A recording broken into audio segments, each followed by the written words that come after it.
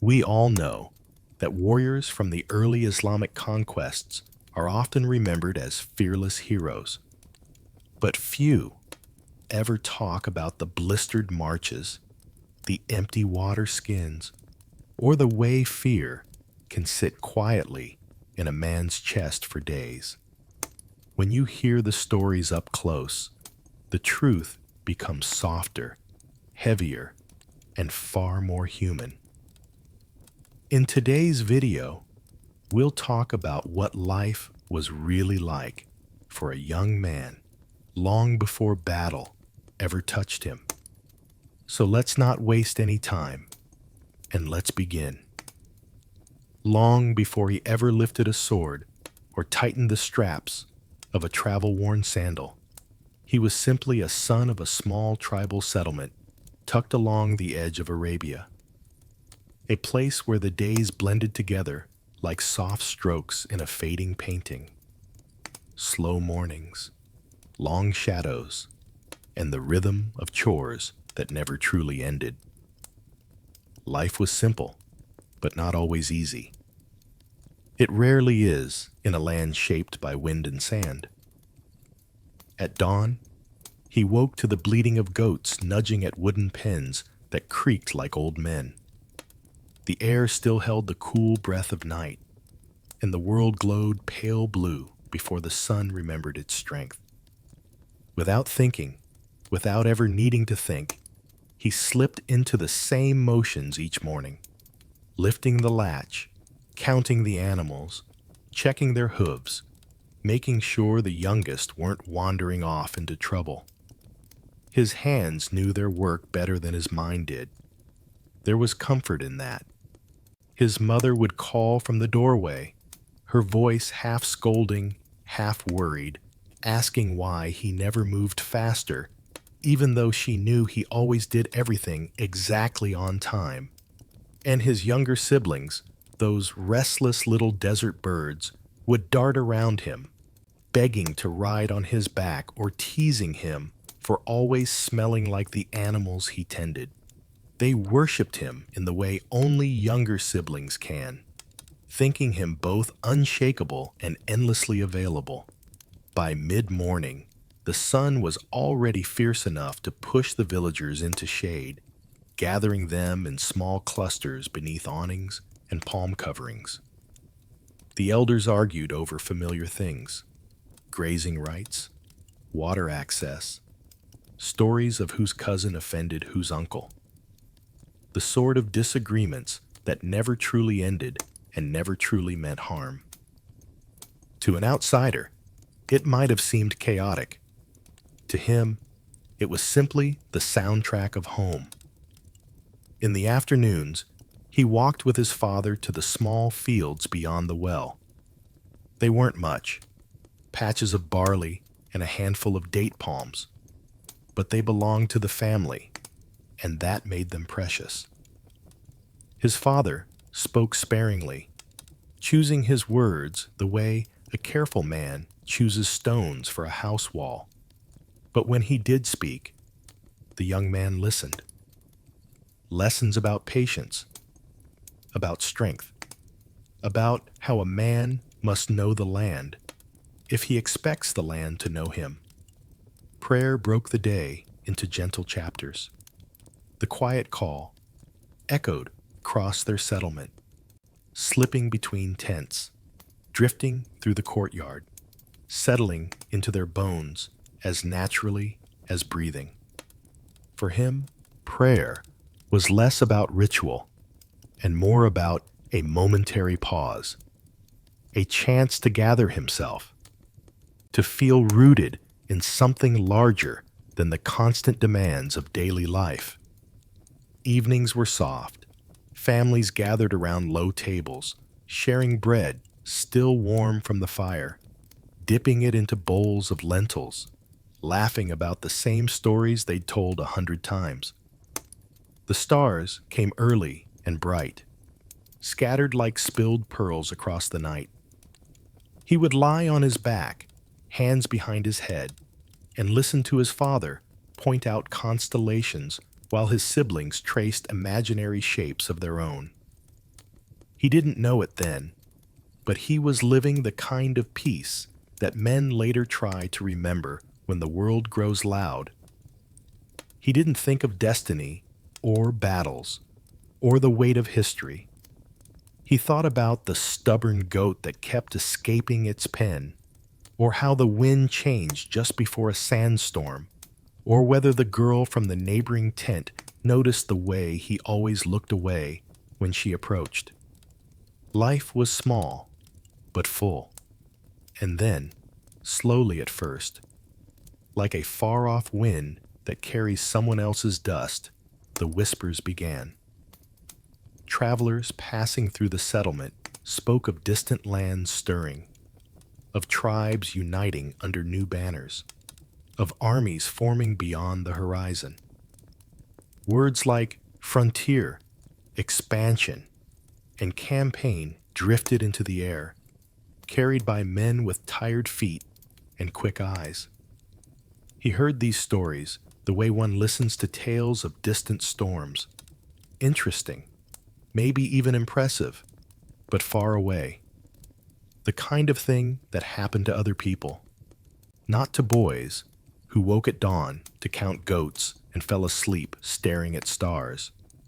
And yet, something in the tone of the travelers felt different, not boastful, not exaggerated, more like a warning wrapped in awe. As he walked home one evening, their voices lingered in his mind longer than he liked to admit. The world beyond their little settlement was changing. And soon, whether he wished it or not, it would come for him too. It began with travelers, dust-covered men passing through the settlement with cracked lips, frayed ropes, and the kind of eyes that had seen more than any person wanted to confess. They came for water, shade, and bread, but they left behind stories that slipped into the village like stray cats, cautious, restless, impossible to ignore. The first traveler spoke of a small force defeating a much larger army somewhere near the northern frontier. He described it in a soft, trembling voice, the way one recounts a dream they are unsure they should believe in. But his awe was unmistakable. A handful, he said, only a handful, yet they broke through. The elders nodded politely, claiming they had heard similar tales long ago, though their faces betrayed curiosity. Another traveler arrived weeks later, this one a poet with a voice too smooth for the desert.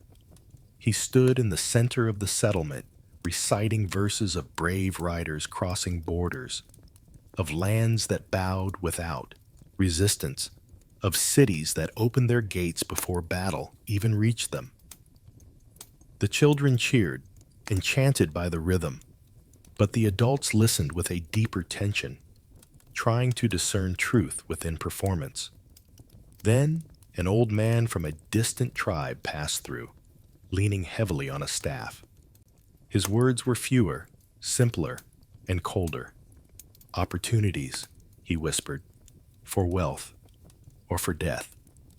He shrugged as if the two possibilities weighed the same. Perhaps to him, after a lifetime in harsh lands, they did. These stories weren't like the usual traveler tales exaggerated for effect. They carried a tone that felt heavier, more real. Even the elders, who usually dismissed outside news as nonsense, found themselves exchanging uneasy glances. Around the evening fires, their discussions grew quieter, more serious. Even arguments seemed to pause under the weight of these new rumors. The young man noticed everything. The way his father lingered near the fire instead of retiring early. The way his mother sighed when she thought no one heard. The way young men from other families suddenly spoke with a restless spark in their eyes. Something in the wind had shifted. A directionless pull that made the desert feel smaller and the world beyond it feel closer. For the first time, he found himself imagining those faraway lands. What did the frontier look like? Were the battles as dramatic as the poet described, or as grim as the old traveler implied? Did men truly return with wealth, or did most simply never return at all? He didn't know, but curiosity began to nudge at him, quietly at first, then with a growing insistence. Yet even with whispers growing louder, daily life marched on. He still walked the goats at dawn, still repaired baskets for his mother, still argued with his siblings over who stole whose dates. But everything now seemed to carry an undercurrent of what if? Even the goats seemed more unpredictable, as if sensing the unrest around them. Weeks passed, and the stories only grew bolder. Tales of unity, strength, sudden victories, and rapid expansion. People began to speak of the conquests not as distant events, but as something creeping steadily toward their own world. Even the younger children began reenacting battles with sticks, swinging them like tiny warriors, shouting imaginary triumphs. Then came the night that changed everything. It was late, well past the evening prayer, when torches appeared in the distance, steady, organized, unmistakably purposeful. The elders rose from their places, their silhouettes long against the firelight. Mothers called their children closer, instinctively protective. Even the goats quieted, as if sensing something unusual. A small group of riders approached, their forms growing sharper as they neared the settlement's edge. At their head rode a man with a calm posture and the kind of quiet authority one doesn't boast about. His face was tired but steady, and his clothing bore the marks of long travel and official purpose. A murmur ran through the villagers. They knew what this meant. Every settlement across Arabia knew. A recruiter had arrived. The young man felt a strange tightening in his chest. Not fear exactly, but a feeling like the world suddenly unfolding wider than he ever imagined. The whispers of distant battles were no longer drifting through the air like harmless smoke. They had reached his doorstep, and soon he would have to decide whether to step forward or run from the path fate now laid before him. By sunrise, the settlement was gathered in the open space near the well, a circle forming almost naturally, as though the earth itself understood the gravity of the morning. The recruiter, now joined by a few soldiers who had arrived with him, stood beside the tribal chief, both men scanning the crowd with steady, practiced eyes. No one lingered in their homes. Even those too old to contribute stood leaning on staffs, determined not to miss what would unfold. The young man found himself somewhere near the middle of the crowd, pressed between familiar faces that suddenly felt distant. He had seen gatherings like this before, but never one led by a visitor who carried official authority. The recruiter's clothing, though dusty from travel, bore clear marks of his rank, and the way he held himself spoke of long roads and countless speeches delivered to countless villages. The tribal chief stepped forward first. His voice, usually calm and measured, now carried an intensity sharpened by duty. "My sons, my brothers, my people," he began, nodding to the villagers with a solemn expression. "The world beyond our borders is changing. Lands are opening. Battles are being won. And those who stand for our community, our faith, and our future are needed. We have been called." A hush spread across the crowd. The recruiter spoke next, his voice quiet, yet somehow filling the entire space. We do not come to force hands or break families. We come with honor, seeking volunteers, those who feel the strength and courage to defend what is right and stand with their brothers across the frontier. It was the kind of statement spoken 1,000 times, honed into something nearly poetic, but under the calm tone lay an undeniable truth. This was not an invitation one could decline easily. Duty hung in the air like thick smoke.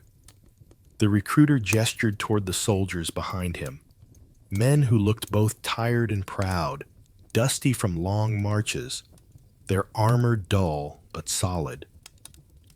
Those who join us will receive proper training, fair provisions, and, if God wills, opportunities for reward. But understand, this path demands sacrifice. That final word lingered, carving its weight into every listener's mind.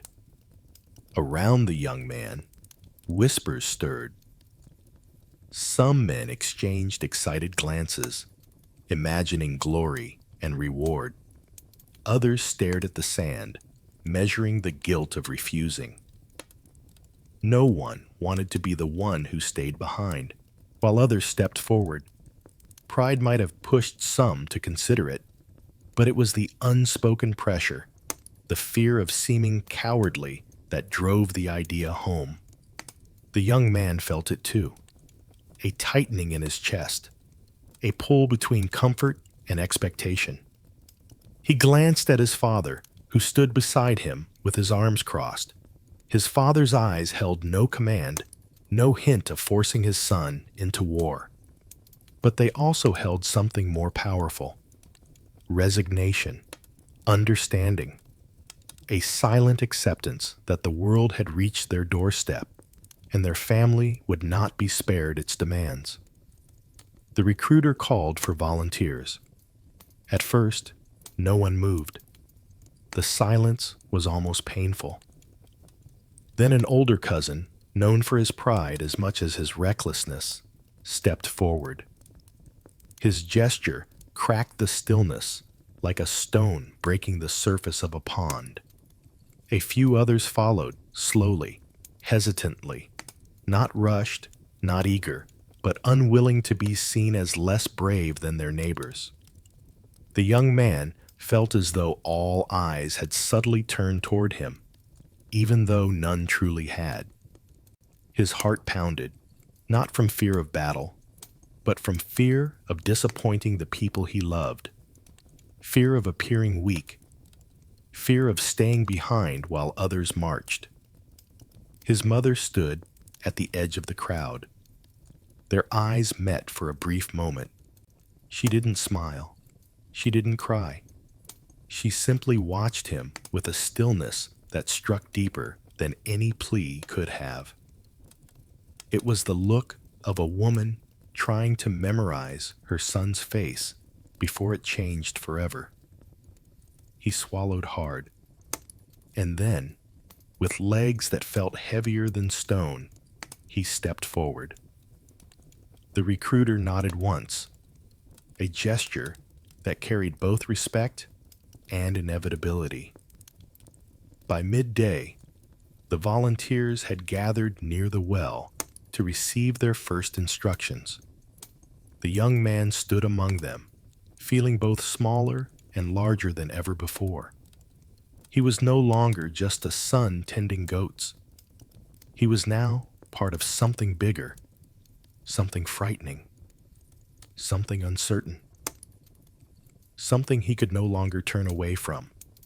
The decision had been made, and soon he would leave everything familiar behind. The night before departure was unlike any other he had lived. The village, usually so full of chatter and familiar noise, felt softer, subdued, as though every sound carried a quiet ache. Small fires glowed in the courtyards, each one a circle of warmth holding families close as they faced the same heavy truth. Sons, brothers, cousins, many of them, would be gone by sunrise. The young man sat with his family around their fire, the flames flickering gently across faces he had known his entire life.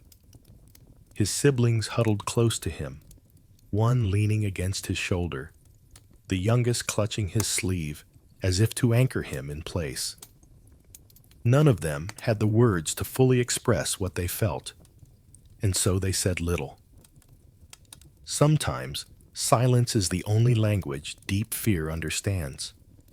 His mother moved around him like the heart of the night, quiet, constant, steady. She pressed dates into his hand, even though he wasn't hungry. She adjusted the edge of his cloak, even though it was perfectly fine. She murmured prayers under her breath, even though she had said them dozens of times already. Every gesture was a plea disguised as routine. His father sat opposite him, legs crossed, back straight, staring into the fire.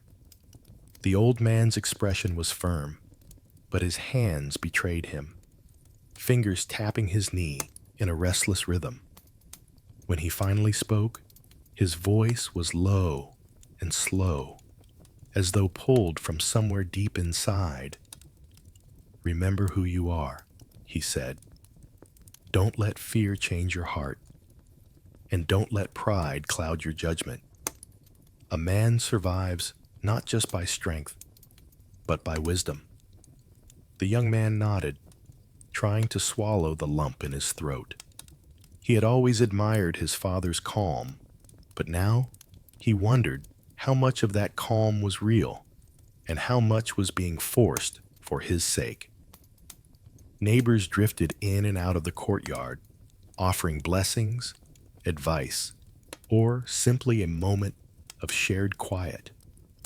Some spoke of past travels, offering hints and warnings. Others pressed small gifts into his hands: dried figs, a strip of cloth, lucky charms made of bone or shell. One old woman insisted he take a string of beads she had owned for decades, placing it firmly around his wrist despite his protests. "For protection," she whispered, "and so your mother's heart can rest." Later, as the village settled deeper into night, the young man slipped outside to breathe the cool air. Above him, the stars shone with their usual brilliance, uncaring of battles or borders. He tried to memorize the sky, its patterns, its stillness, wondering how different it would look from lands beyond the horizon. Footsteps approached softly. His mother had followed him. She stood beside him quietly for a long time before finally speaking. "You don't have to be unafraid," she said, her voice barely above a whisper. "Just be guided." He looked at her then, really looked, and saw both pride and breaking in her eyes. She reached up and gently cupped his cheek, her fingers warm despite the night air. "I will pray for you every morning," she said, "and every night." He tried to answer, but his voice failed.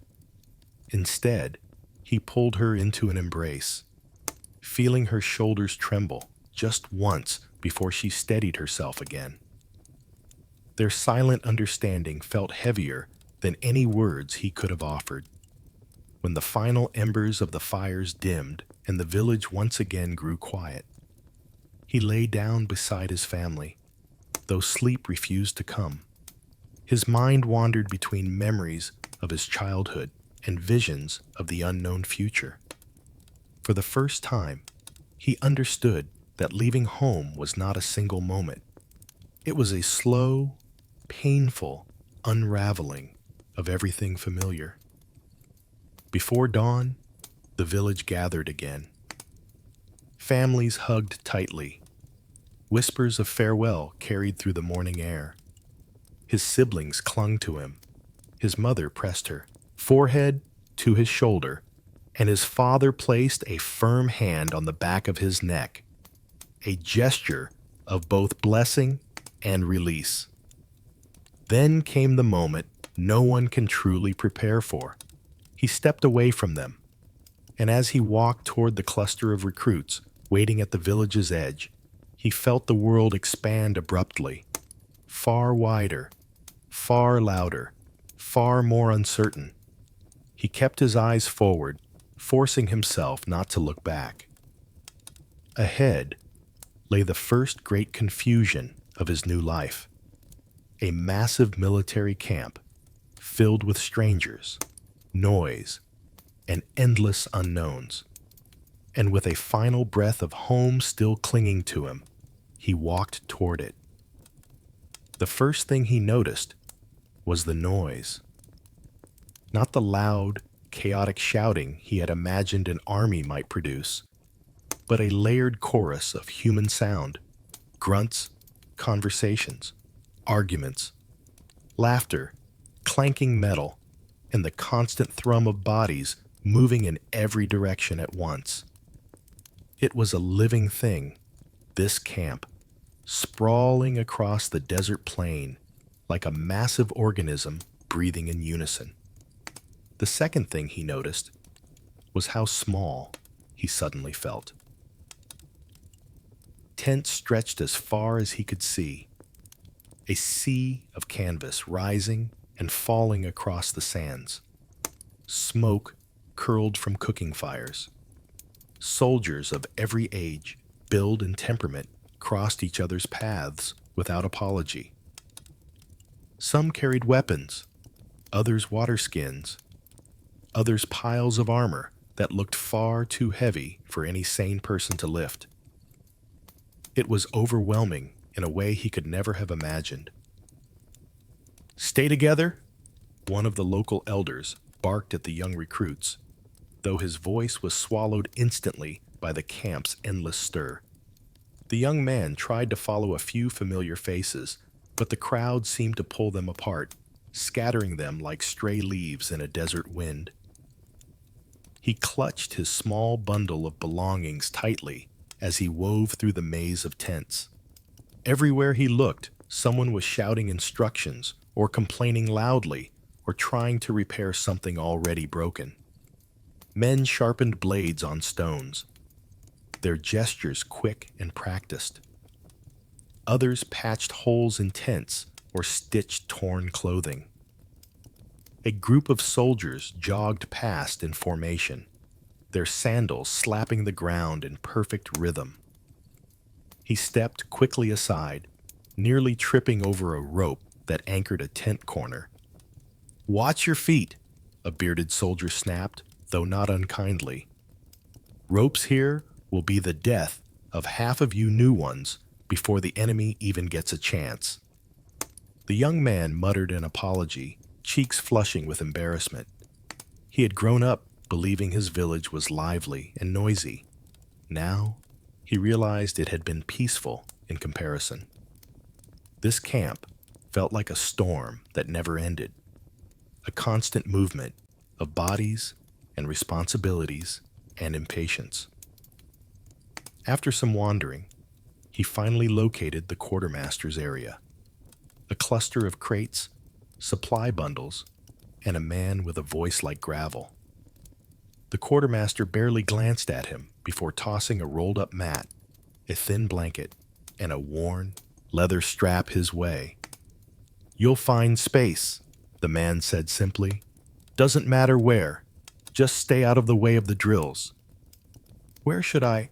But the quartermaster had already turned to bark orders at another recruit. So that was that. Find space. The young man wandered again, searching for even a small open spot among the crowded tents. Eventually, he found a narrow patch of ground squeezed between two groups. It wasn't wide enough for comfort, and it tilted slightly downhill, so that his mat slid with the breeze. But it was space. Barely. As he sat down to roll out his mat, A man on his left nodded at him. He looked older, his beard streaked with early gray. "First day?" he asked, voice rough but friendly. "Yes," the young man admitted. The man snorted softly. "Enjoy this calm. It won't last long." Before he could respond, a horn sounded in the distance. It wasn't loud, but it cut through every conversation like a blade. The camp shifted instantly. Men scrambled toward open spaces. Lines began to form. Officers shouted instructions. "Training," the older man muttered. "And trust me, lad, it's worse when you don't know what you're doing." The young man rose quickly to follow the others. His stomach knotted, not from fear of battle, but from fear of embarrassment, fear of standing out in the wrong way. The training ground was a wide, trampled field with wooden posts, sand-filled dummies, and lines drawn faintly into the earth. Men lifted shields, swung training swords, and practiced maneuvers in tight formations. The air smelled of sweat and dust, and every shout carried an edge of urgency. An instructor, tall and severe, paced before the new recruits. "You're no longer villagers," he announced. "You're soldiers now, and soldiers move with purpose. Today, you'll learn how to stand, how to hold yourselves, how to march, and how not to be a burden on the man beside you." The young man swallowed hard. The instructor raised his voice. "This camp is your new home. Your mat is your bed.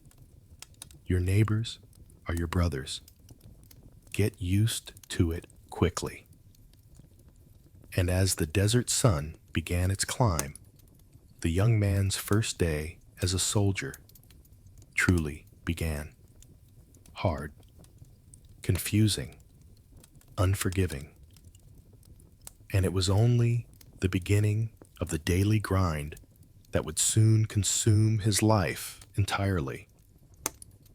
Training began before the sun itself had the courtesy to rise. A horn blast cut through the quiet, sharp enough to jolt even the deepest sleepers upright. The young man scrambled into his sandals, stumbling toward the growing line of recruits. The air was still cold, but the promise of the day's heat already pulsed against the horizon. The instructor from the day before, broad-shouldered, sun-browned, and carved from equal parts muscle and irritation, stood waiting. His eyes scanned the recruits with the expression of a man already disappointed. "You stand when I say stand," he barked. "You move when I say move, and if any of you collapses before I give permission, your entire line runs again." A collective groan rippled through the group, quickly stifled by the instructor's glare.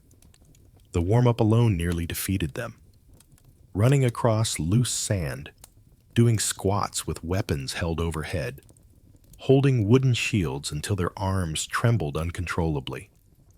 The young man, who had always considered himself fit from farm work and long walks with the goats, quickly discovered that the camp operated on a different standard of strength entirely.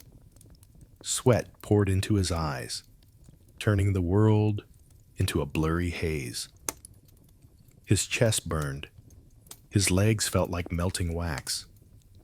And this was just the beginning. Next came formation drills.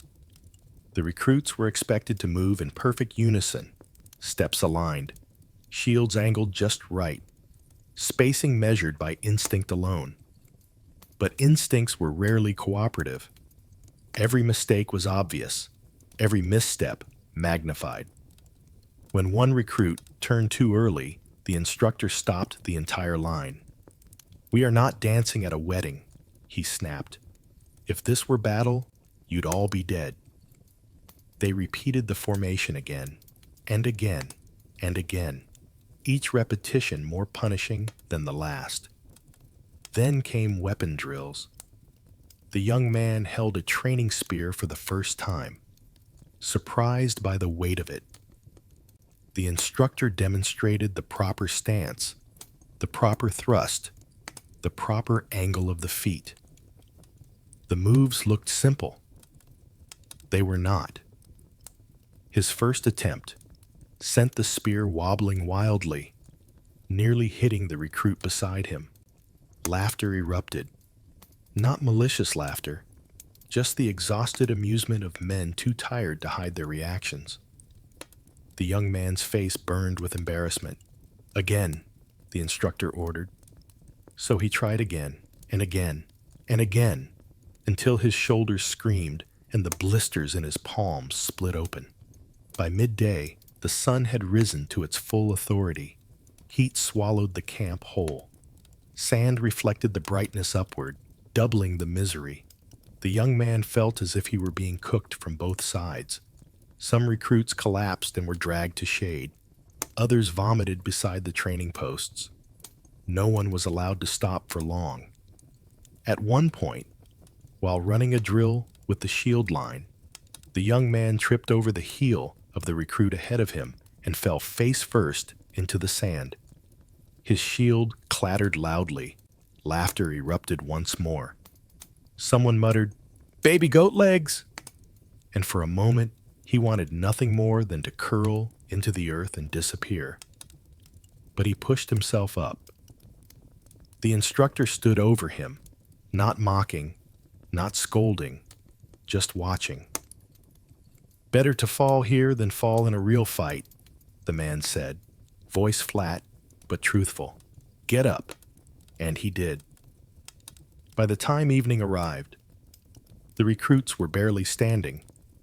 Sweat crusted their eyebrows. Sand clung to their skin like a second layer. Muscles quivered uncontrollably. Yet among all this exhaustion, something unexpected began to form. Small conversations, shared complaints, quiet jokes passed between breaths. A hand offered to help someone up, a nod of respect after a difficult drill. The older man he had met the first day clapped him on the shoulder after seeing him recover from a particularly clumsy mistake. "Good," the man said. "You're learning." And for the first time since joining the camp, the young man felt something other than overwhelm. He felt the early threads of belonging, the faint beginnings of camaraderie woven through hardship. Training broke everyone. That was its purpose. But in the cracks it created, the foundations of brotherhood slowly began to grow. And through those new bonds, the young man would soon find the strength he never knew he had. By the end of the first week, the young man could distinguish faces in the endless crowd. Not just faces, personalities, quirks, rhythms. The camp wasn't just a mass of soldiers anymore. It was a mosaic of men shaped by the same sun, the same exhaustion, and the same relentless drills. One of the first companions he grew close to was a lanky young recruit named Rafi. Rafi had a grin that never seemed to fade, even when he was gasping for breath during morning runs or clutching at a stitch in his side. He cracked jokes in the middle of drills, quiet ones, whispered sideways, just enough to spark a suppressed snort or a badly hidden smile. "Think the instructor was born angry," Rafi muttered one morning, wiping sweat from his brow. "Or did he just practice in front of a mirror every dawn?" The young man nearly choked, trying to hold back a laugh. The instructor's glare cut across the formation like a blade, proving Rafi's point instantly. Beside Rafi was Musa, a broad-shouldered older recruit who spoke little but carried a calming presence. Musa always seemed to know exactly when someone needed help, be it adjusting a grip on a spear or silently handing over water during a break. His silence wasn't cold. It was grounding. When he did speak, it was usually wise. "Slow your breathing," he advised the young man during a failed march drill. "You're trying to run faster than your own steps." Then there was Tarek, who was reckless in a way that would have been terrifying if it wasn't also strangely inspiring. Tarek charged at every drill with the enthusiasm of a man twice his size. He stumbled often, bruised easily, shouted loudly, and laughed even louder. But when he fell, he always got up. Always. "Pain means you're doing it right," he declared once, clutching his ribs and wincing theatrically. The four of them, different as the corners of the desert, found themselves eating together more often than not, sharing scraps of bread, exchanging stories of home, and complaining about the same drills in the same exhausted tones. Their banter became the soundtrack of the young man's days. It softened the hard lines of training. It made the endless repetition feel survivable. Even the humiliations of camp life lost some of their sting when shared. When the young man tripped, again, during formation training, Rafi muttered, "At least you fall gracefully." "I fall like a goat sliding off a dune." Musa helped him up with a steady hand. Tarek slapped him on the shoulder and said, "Falling is just future experience." At night, lying shoulder to shoulder on thin mats, they traded stories as the camp dimmed into a symphony of snores and the distant crackle of fires. Rafi boasted about battles he clearly had never witnessed. Musa recited poetry in a low, steady voice. Tarek asked questions no one knew how to answer. "What do you think it feels like? The moment right before a battle begins. Is it fear or something else?" The young man often lay awake, listening to them, feeling the weight of their words settle into his thoughts. He felt less alone, less lost. The camp was still overwhelming, but now the chaos had anchors, voices that grounded him. And then one morning, everything shifted again. A horn sounded at a different pitch, longer, deeper, more urgent. It wasn't the call for training. It wasn't the call for meals. It was something else entirely. The instructors moved fast.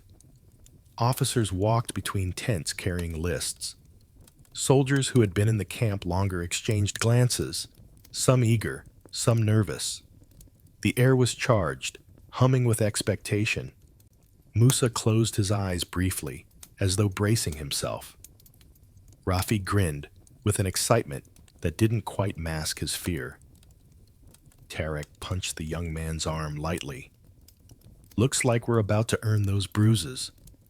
A messenger passed by their row, shouting clearly, "Prepare your gear! Orders have arrived. Tomorrow we march." The young man felt the ground shift beneath him.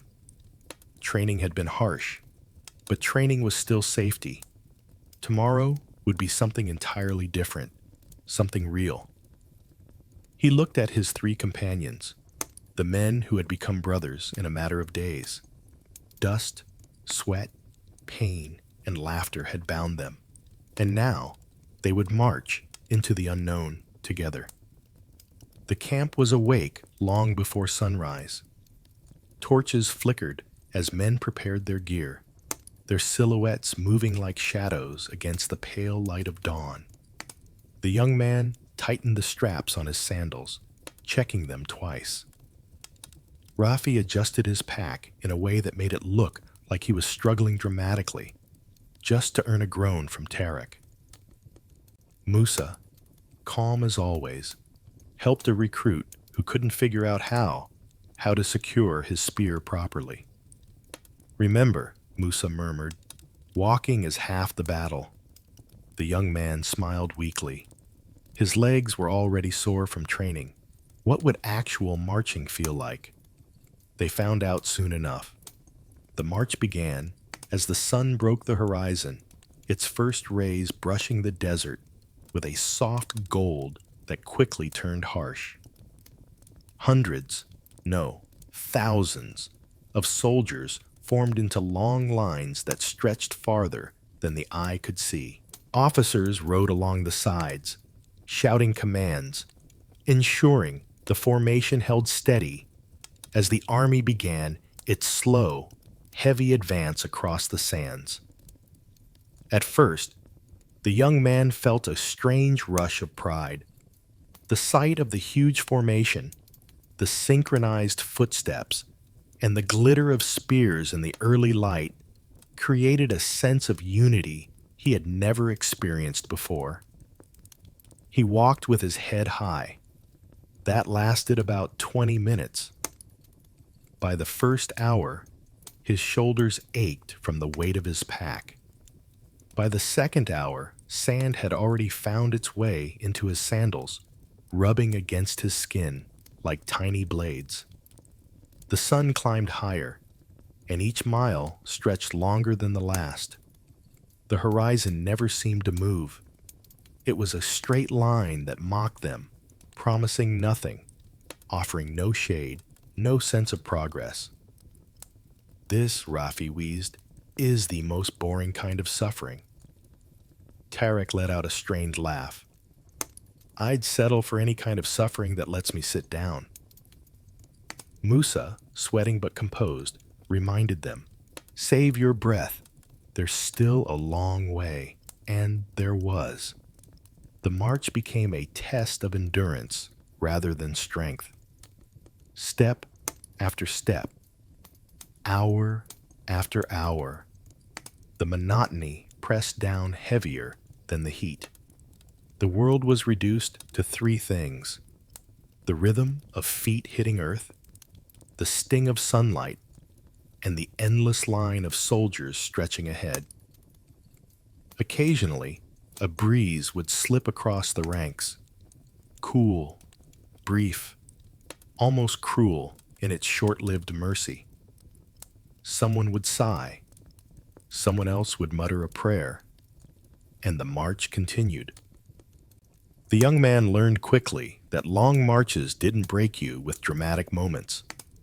They broke you slowly, methodically. Your pack grew heavier with each mile, your water skin lighter. Your thoughts drifted to food, to shade, to home, to anything except the unforgiving stretch of land ahead. He stumbled more than once, catching himself before fully falling. Once, Musa gripped his arm to steady him. Short steps, Musa said. Save your strength. The advice helped, slightly. Around midday, they stopped briefly to drink. Not enough to truly quench thirst, just enough to keep moving. When the horn sounded again, they rose with groans that blended into the desert air. Even Rafi didn't have a joke for the next hour. As the sun began its descent, the light softened, though the exhaustion remained sharp. The young man's legs burned, his feet throbbed, and his shoulders tingled with the numb ache of overuse. Yet he kept walking, because everyone else kept walking, and because stopping wasn't an option. Only when the sky began to shift toward dusk did something new appear on the horizon. Shapes, faint and distant. At first, he assumed they were more dunes, but as the army continued forward, the shapes sharpened into forms that didn't belong to sand. Structures, low, blocky shapes, the silhouettes of trees unfamiliar to their homeland, and faintly, just faintly, the outline of smoke rising from a settlement far away. Rafi nudged him gently. Not our desert anymore. A quiet ripple moved through the ranks. Excitement, fear, curiosity. The unknown was no longer theoretical. They were approaching enemy lands. And tomorrow, the march would lead them straight into it. The first clue that they had crossed into foreign territory was the smell. Not unpleasant, but different. Earthier, richer, tinged with a scent he couldn't name.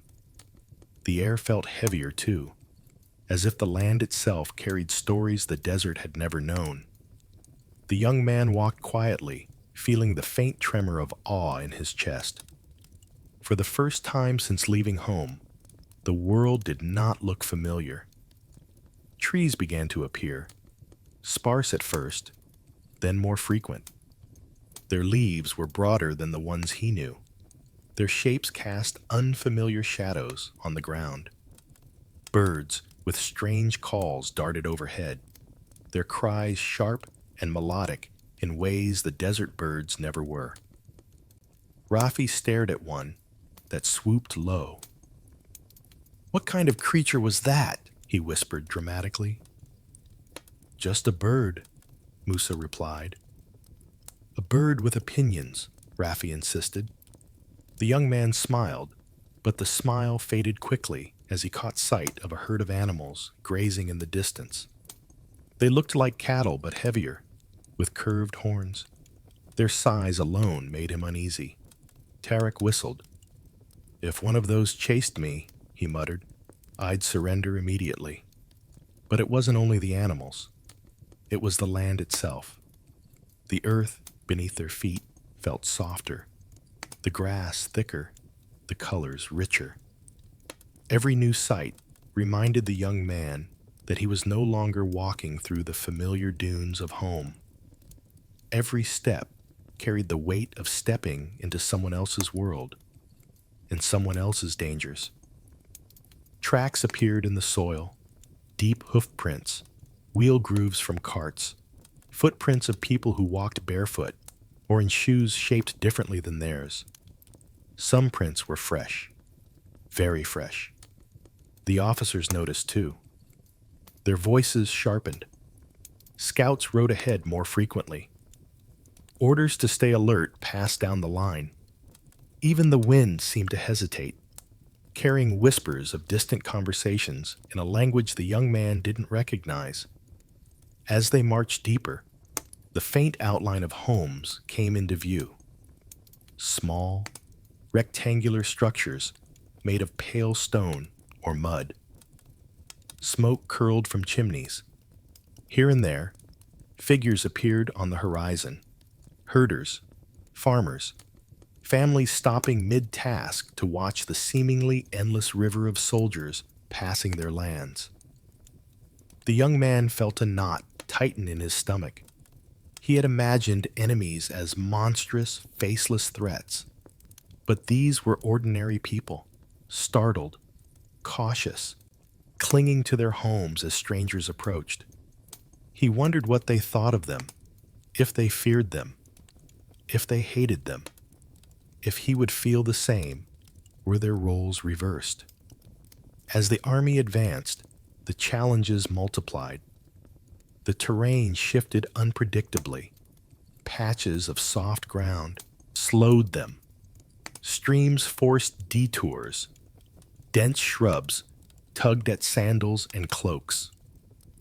The officers tried their best to keep the formation intact, but the land pushed back with every mile.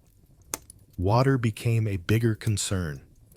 The streams were too small for thousands of men to drink from safely, and some pools were stagnant or fouled by animals.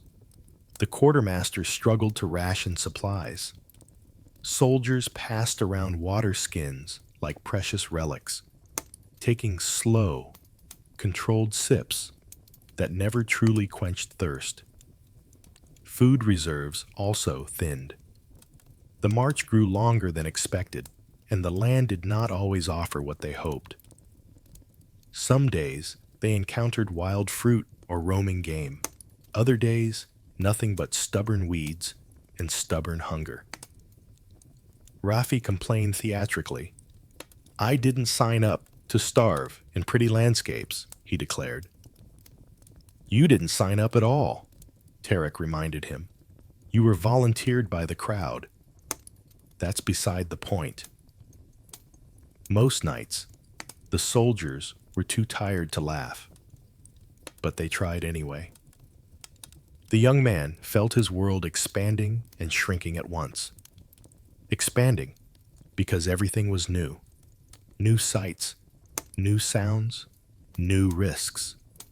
Shrinking because every step farther from home made his memories sharper, more fragile. As they marched along a narrow valley with steep ridges, the young man noticed the officers growing tense. The land here offered hiding places, too many of them. Brush thick enough to conceal archers. Ridges perfect for ambushes. Whispered commands spread through the ranks. Stay close. Shields ready. Eyes forward. The young man felt his heartbeat quicken. The border had not only separated lands, it had separated one version of his life from another entirely. Then, near sunset, they emerged from the valley and caught a distant glimpse of something unmistakable. Smoke curling upward in dark plumes. Not peaceful cooking fires, but something larger, heavier, too still in the wind. A settlement burning, or preparing for war. The young man halted mid-step, breath catching in his throat. The foreign land was no longer simply unfamiliar. It was becoming dangerous, and the next chapter of their journey would demand more than endurance. It would demand survival.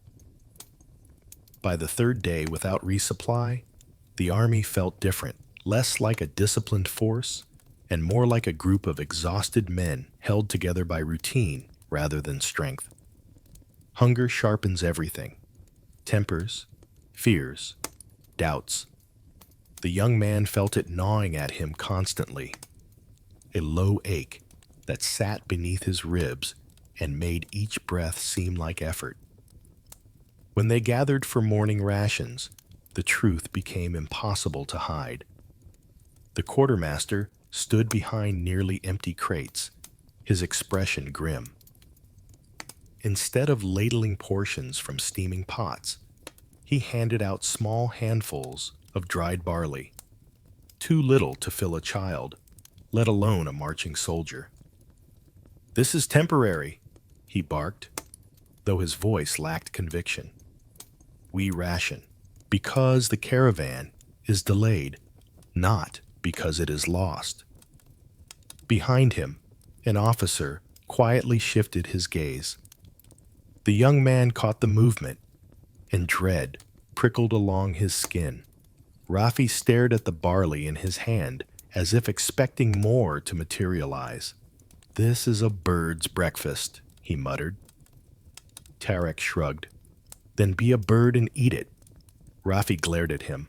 "I'm starving, not flying."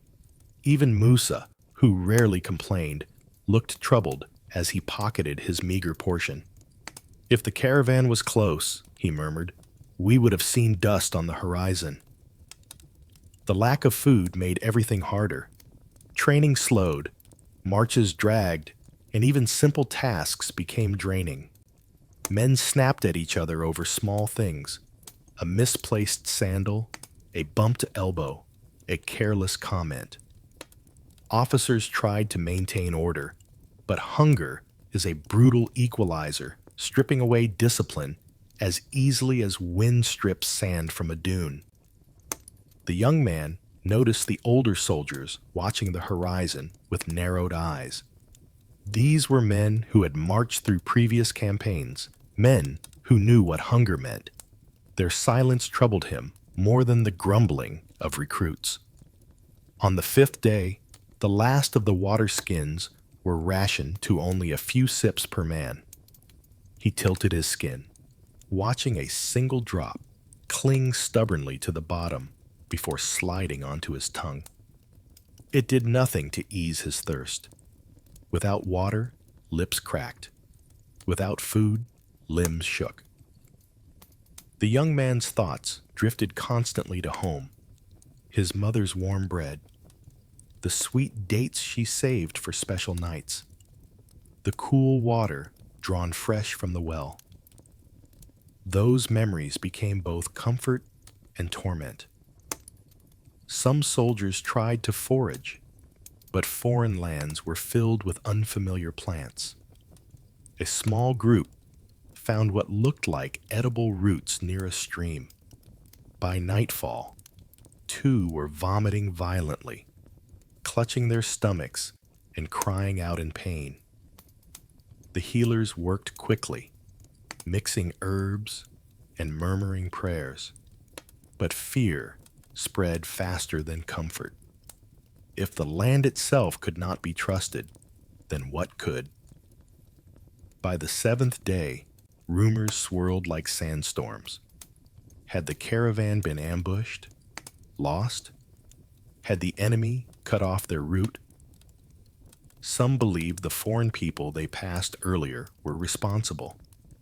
Others whispered darker possibilities, that the army had marched too far, too fast, and now it was being punished by fate. Whispers turned into superstition. Superstition turned into fear. The officers called for calm.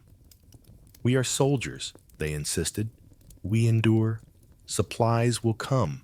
But their assurances felt thin. Hunger has a way of hollowing out hope, leaving only bones behind.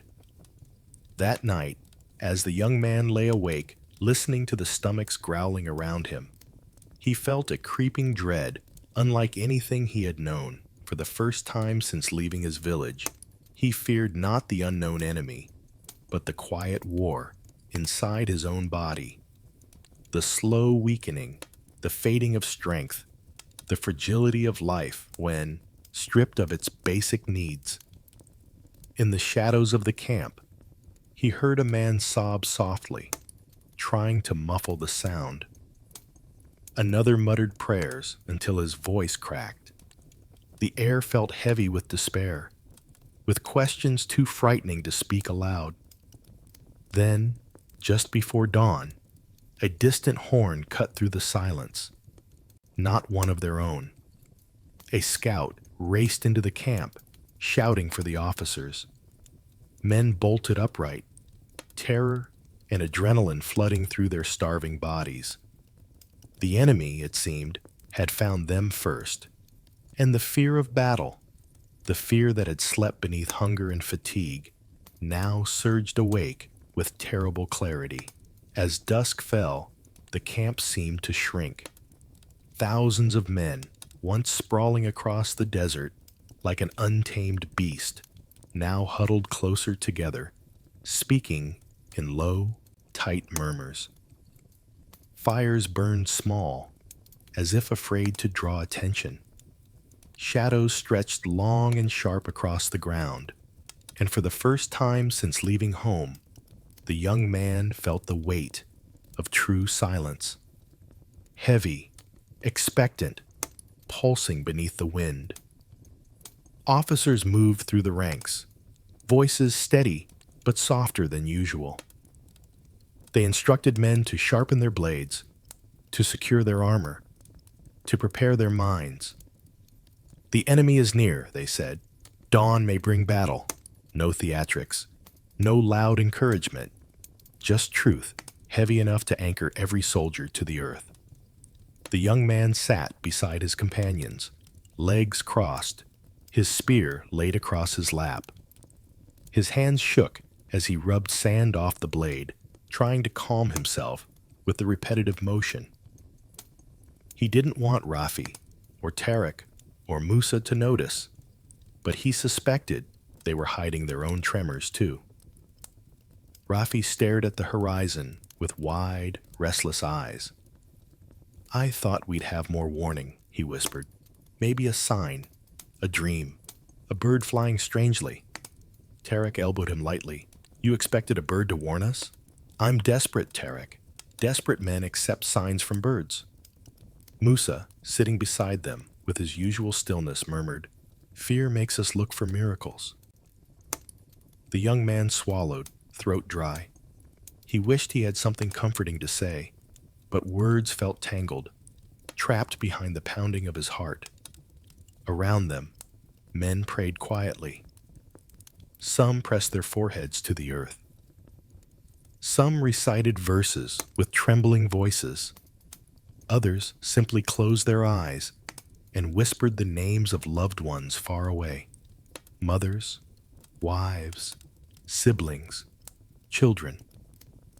A few held small keepsakes, carved wooden beads, scraps of cloth, rings made of bone or copper.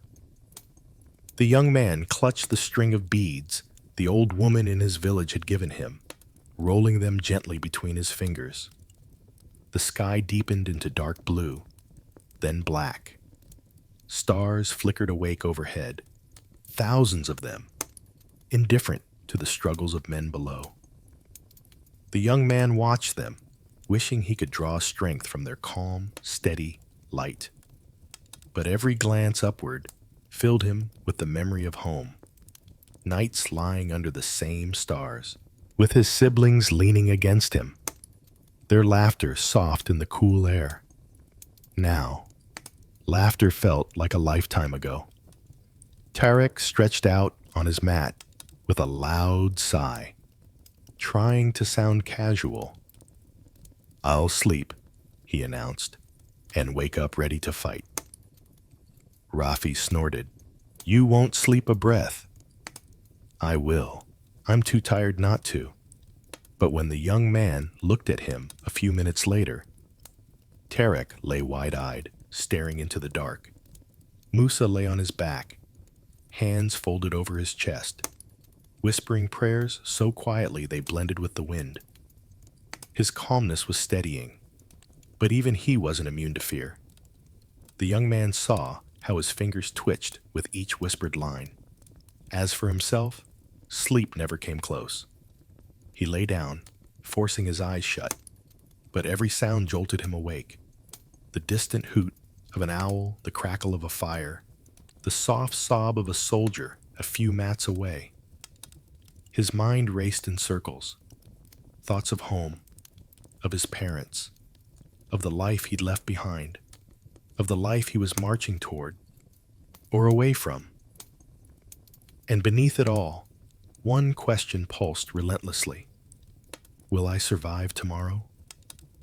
He hated the question. He hated that it lived inside him now. He hated that the darkness refused to offer any answer. Hours passed in restless half-sleep. The air grew colder. The silence grew sharper. And then, at last, a faint gray began to touch the sky. Gentle, slow, inevitable. Dawn. Men rose stiffly from their mats.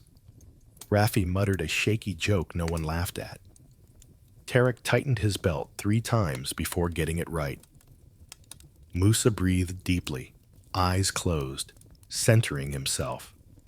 The young man stood with them, spear in hand, heart hammering so hard he felt it in his fingertips. The horn sounded, the world shifted, and the quiet terror of the night shattered into the coming chaos of battle. The march toward the battlefield felt eerily short. The rising sun cast long shadows ahead of the soldiers, stretching their silhouettes across the ground as if foreshadowing how many of them would fall. The young man walked in formation, shoulder pressed against Musa on one side and Rafi on the other. Tarek was behind them, muttering steady strings of prayers under his breath. No one tried to speak. Words had lost their usefulness. As they crested a low ridge, the enemy finally came into view. A wide, shifting mass of figures across the plain. From a distance, they resembled a dark ripple spreading across the earth. The young man felt his stomach drop. There were more of them than he'd imagined, more than anyone in camp had dared expect. The officers shouted orders, shields rose, spears angled forward, dust kicked up around their sandals as the formation tightened. The young man gripped his spear until his knuckles whitened. It felt heavy and light at the same time, heavy with fear, light compared to the weight settling inside his chest. Then the enemy advanced.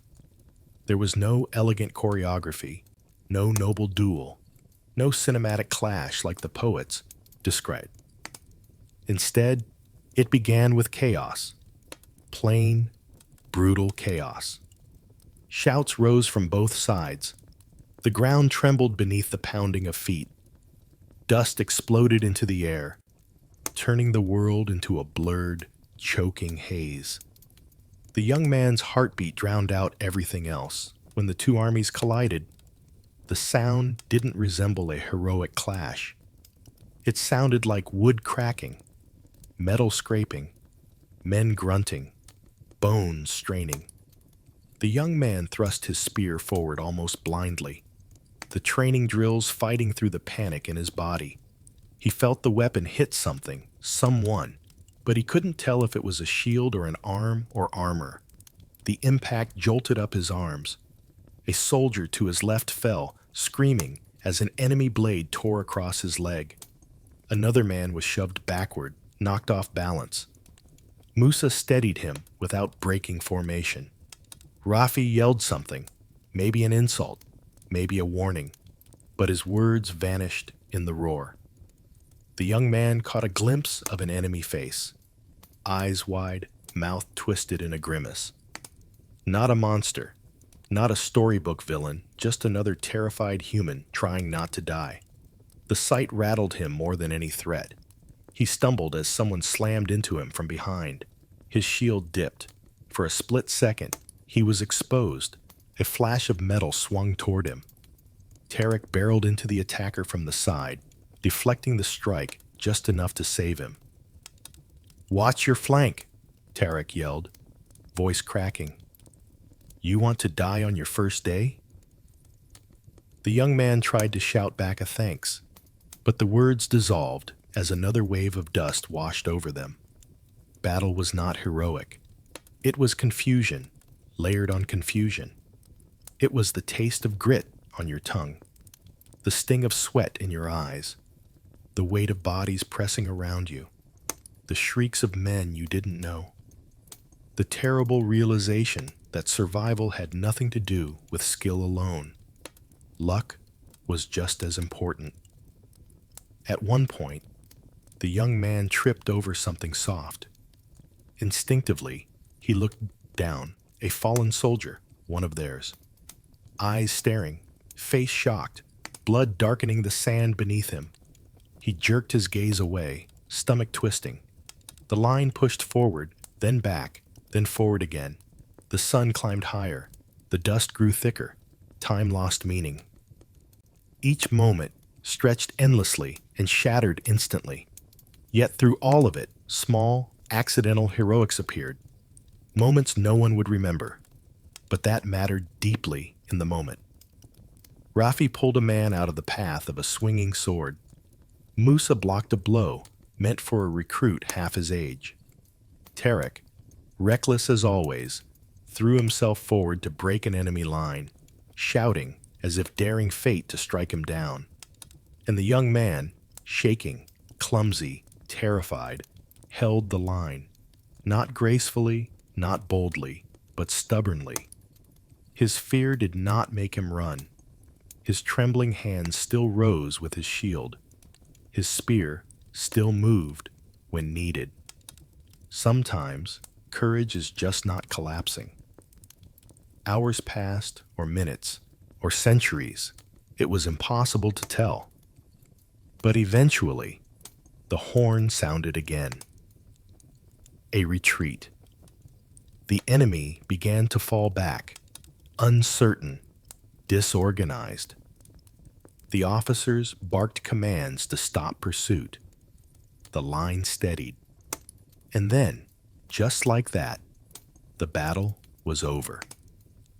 Not with triumph, not with cheering, just with a sudden, hollow silence broken only by the ragged breathing of exhausted men. The young man stood panting, staring at the field littered with shapes, some moving, some terribly still. His hands trembled. His legs felt barely his own. His heart pounded like a drum that refused to cease. There was no glory, only survival.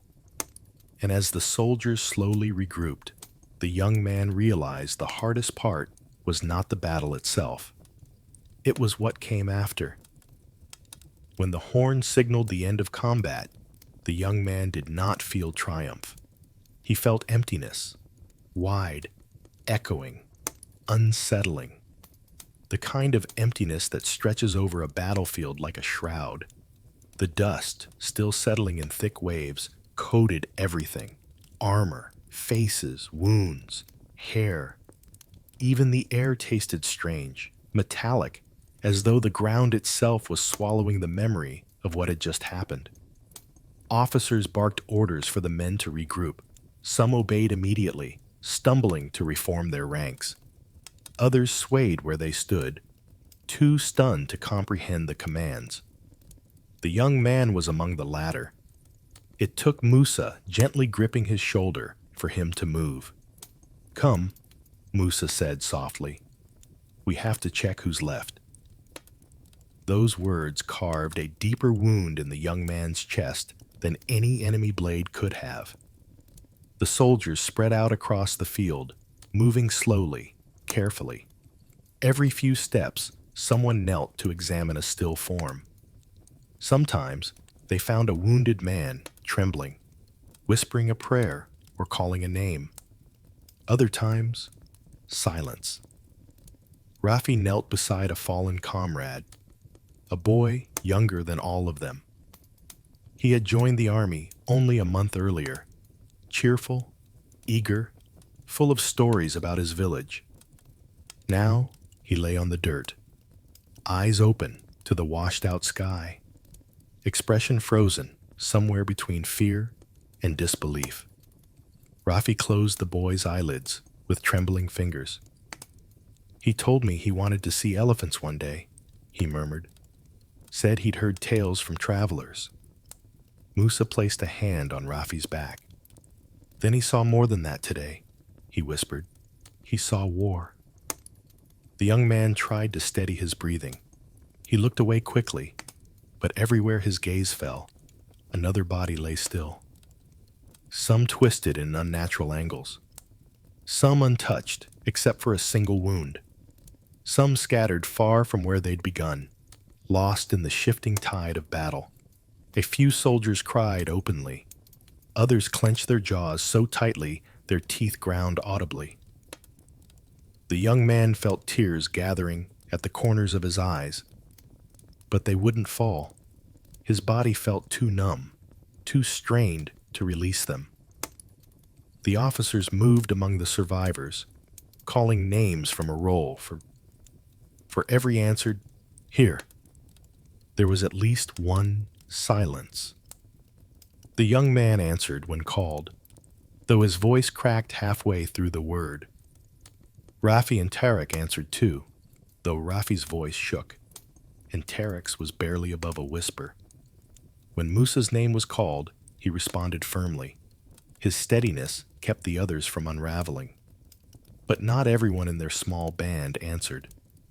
A recruit, who had marched beside them for weeks, quiet, gentle, fond of humming folk melodies, did not call back. They found him near the center of the battlefield, his spear still stuck in the earth, where he had planted it instinctively before collapsing. His face was peaceful, as if he had fallen asleep. The young man knelt beside him, pressing a hand to the recruit's cold forehead. "I heard him humming last night," he whispered. "I should have said something. Anything." Tarek crouched beside him. "You did what you could. All of us did." But the words didn't ease the ache. Once the living were counted and the wounded carried to the healers' tents, the army began the somber task of burial. No time for ceremony, no time for family. They dug shallow graves with spear tips, swords, and bare hands. The earth was hard, stubborn. It felt wrong to force it open this way, but necessity overruled dignity. The young man helped lay the recruit into the ground. As they covered him with sand, Musa murmured a prayer, voice steady but eyes red.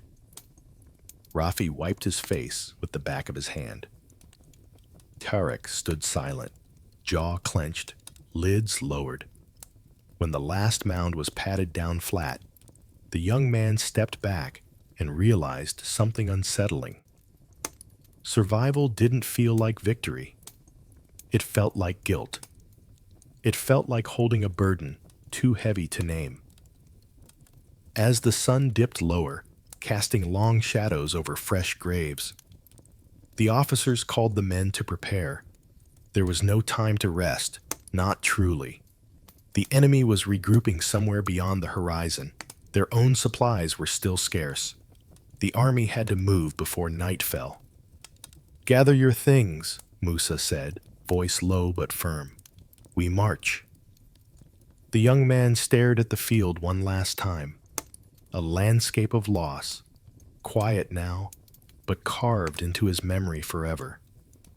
With a slow inhale, he lifted his pack, adjusted his grip on his spear, and followed the line of soldiers moving forward. The march continued, heavy and silent, carrying them toward the next chapter of hardship, and toward fears no battlefield could contain. The first night after the battle, the camp looked like a field hospital more than an army. The wounded were everywhere, lying on mats, propped against saddlebags, slumped near fires where healers worked tirelessly under dim lamplight. Moans drifted across the air like a low, mournful wind. The young man wasn't badly injured, but even his small cuts burned with a stubborn sting. His palms were blistered, his shoulder bruised from the weight of his shield, and a shallow cut along his forearm refused to clot cleanly. It smarted each time he flexed his fingers.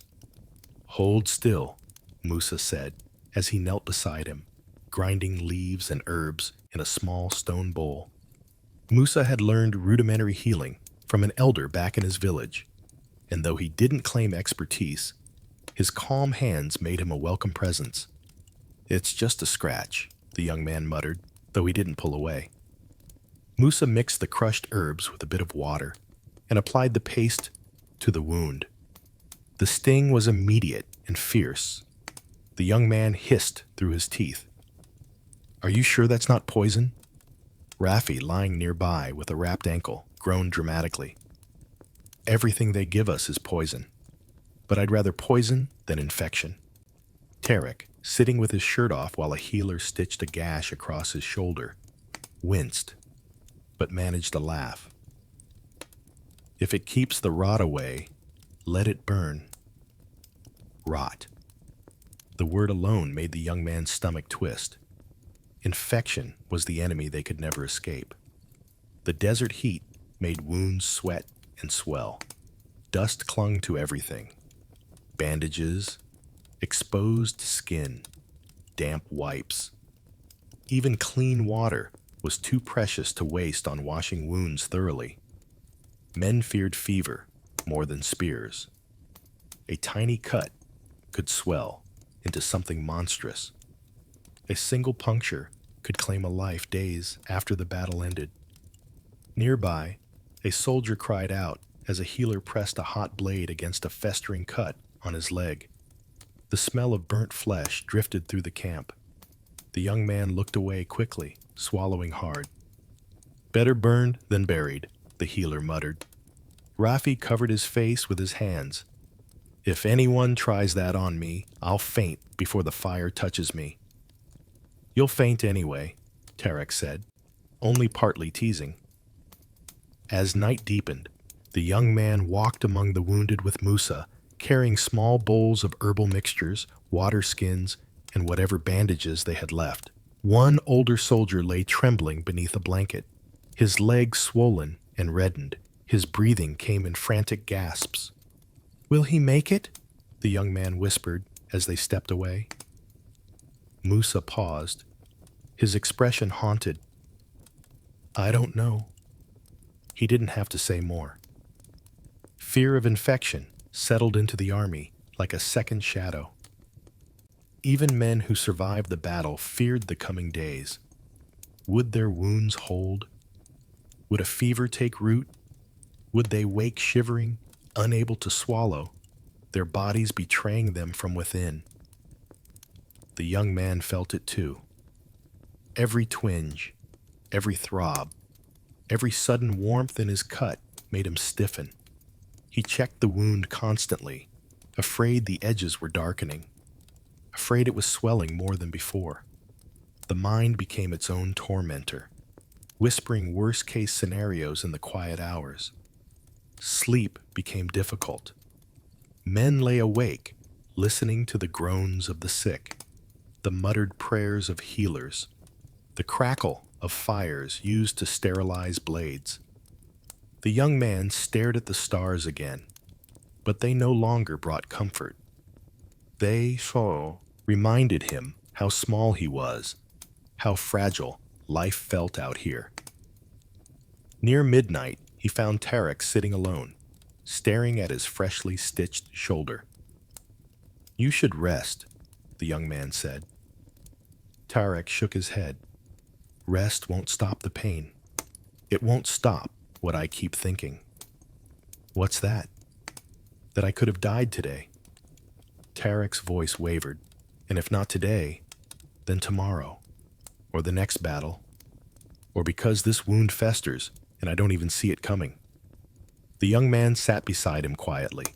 He didn't have reassuring words. He didn't have answers. Fear, he realized, didn't fade with the end of fighting. It seeped deeper, settling into places wounds couldn't reach, into the mind, the spirit, the quiet moments when a soldier's thoughts spiraled. By dawn, a few of the wounded had worsened, fevered, delirious. A couple slipped away in their sleep, and the young man understood something new, something darker. Pain didn't end when battle ended.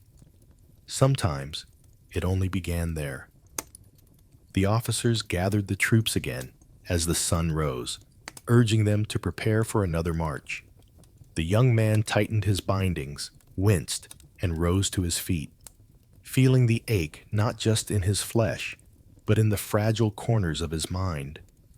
A heavier toll was coming, one that no herb could heal, and so the march moved on, into the realm of fear that lives entirely inside. The road stretched endlessly ahead, but the young man barely saw it. His eyes followed the shifting sands, the scattered stones, the faint footprints of those walking before him. Yet his thoughts stayed trapped behind his eyelids, replaying scenes he wished he could forget. Every blink brought flashes of the battlefield, the faces of the fallen, the shouts, the chaos, the moment he tripped over someone who would never rise again.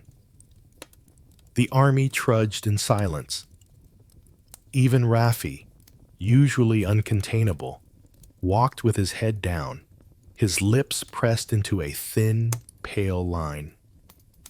Tarek limped slightly from his stitched wound.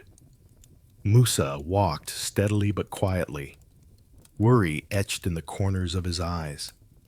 No one talked about the nightmares that had ripped through the camp the night before. Not openly, not in daylight, but the young man had heard them. Cries, gasps, someone shouting, "Get back!" in his sleep. At one point, 2 soldiers woke the entire row when they rolled away from each other, both convinced the other was an enemy. It took minutes of calming whispers before they remembered where they were. Fear didn't leave when a soldier opened his eyes. It clung to him. It crept into his steps, slipped into his thoughts. And because no one wanted to appear weak, they carried that fear silently, each man convinced he alone was haunted. The young man wasn't exempt. Last night, he'd woken drenched in sweat, heart pounding, breath ragged. In his dream, he stood in the valley again, dust swirling around him, watching the recruit with the humming voice fall over and over. Each time he tried to run to him, his legs felt trapped in sand. He woke just as the battlefield seemed to swallow him whole. Now, walking beneath the hot sun, the memory still clung to his skin. "You look pale," Musa said gently, nudging him with an elbow. "I didn't sleep well," the young man muttered. "No one did." Musa scanned the line of soldiers ahead.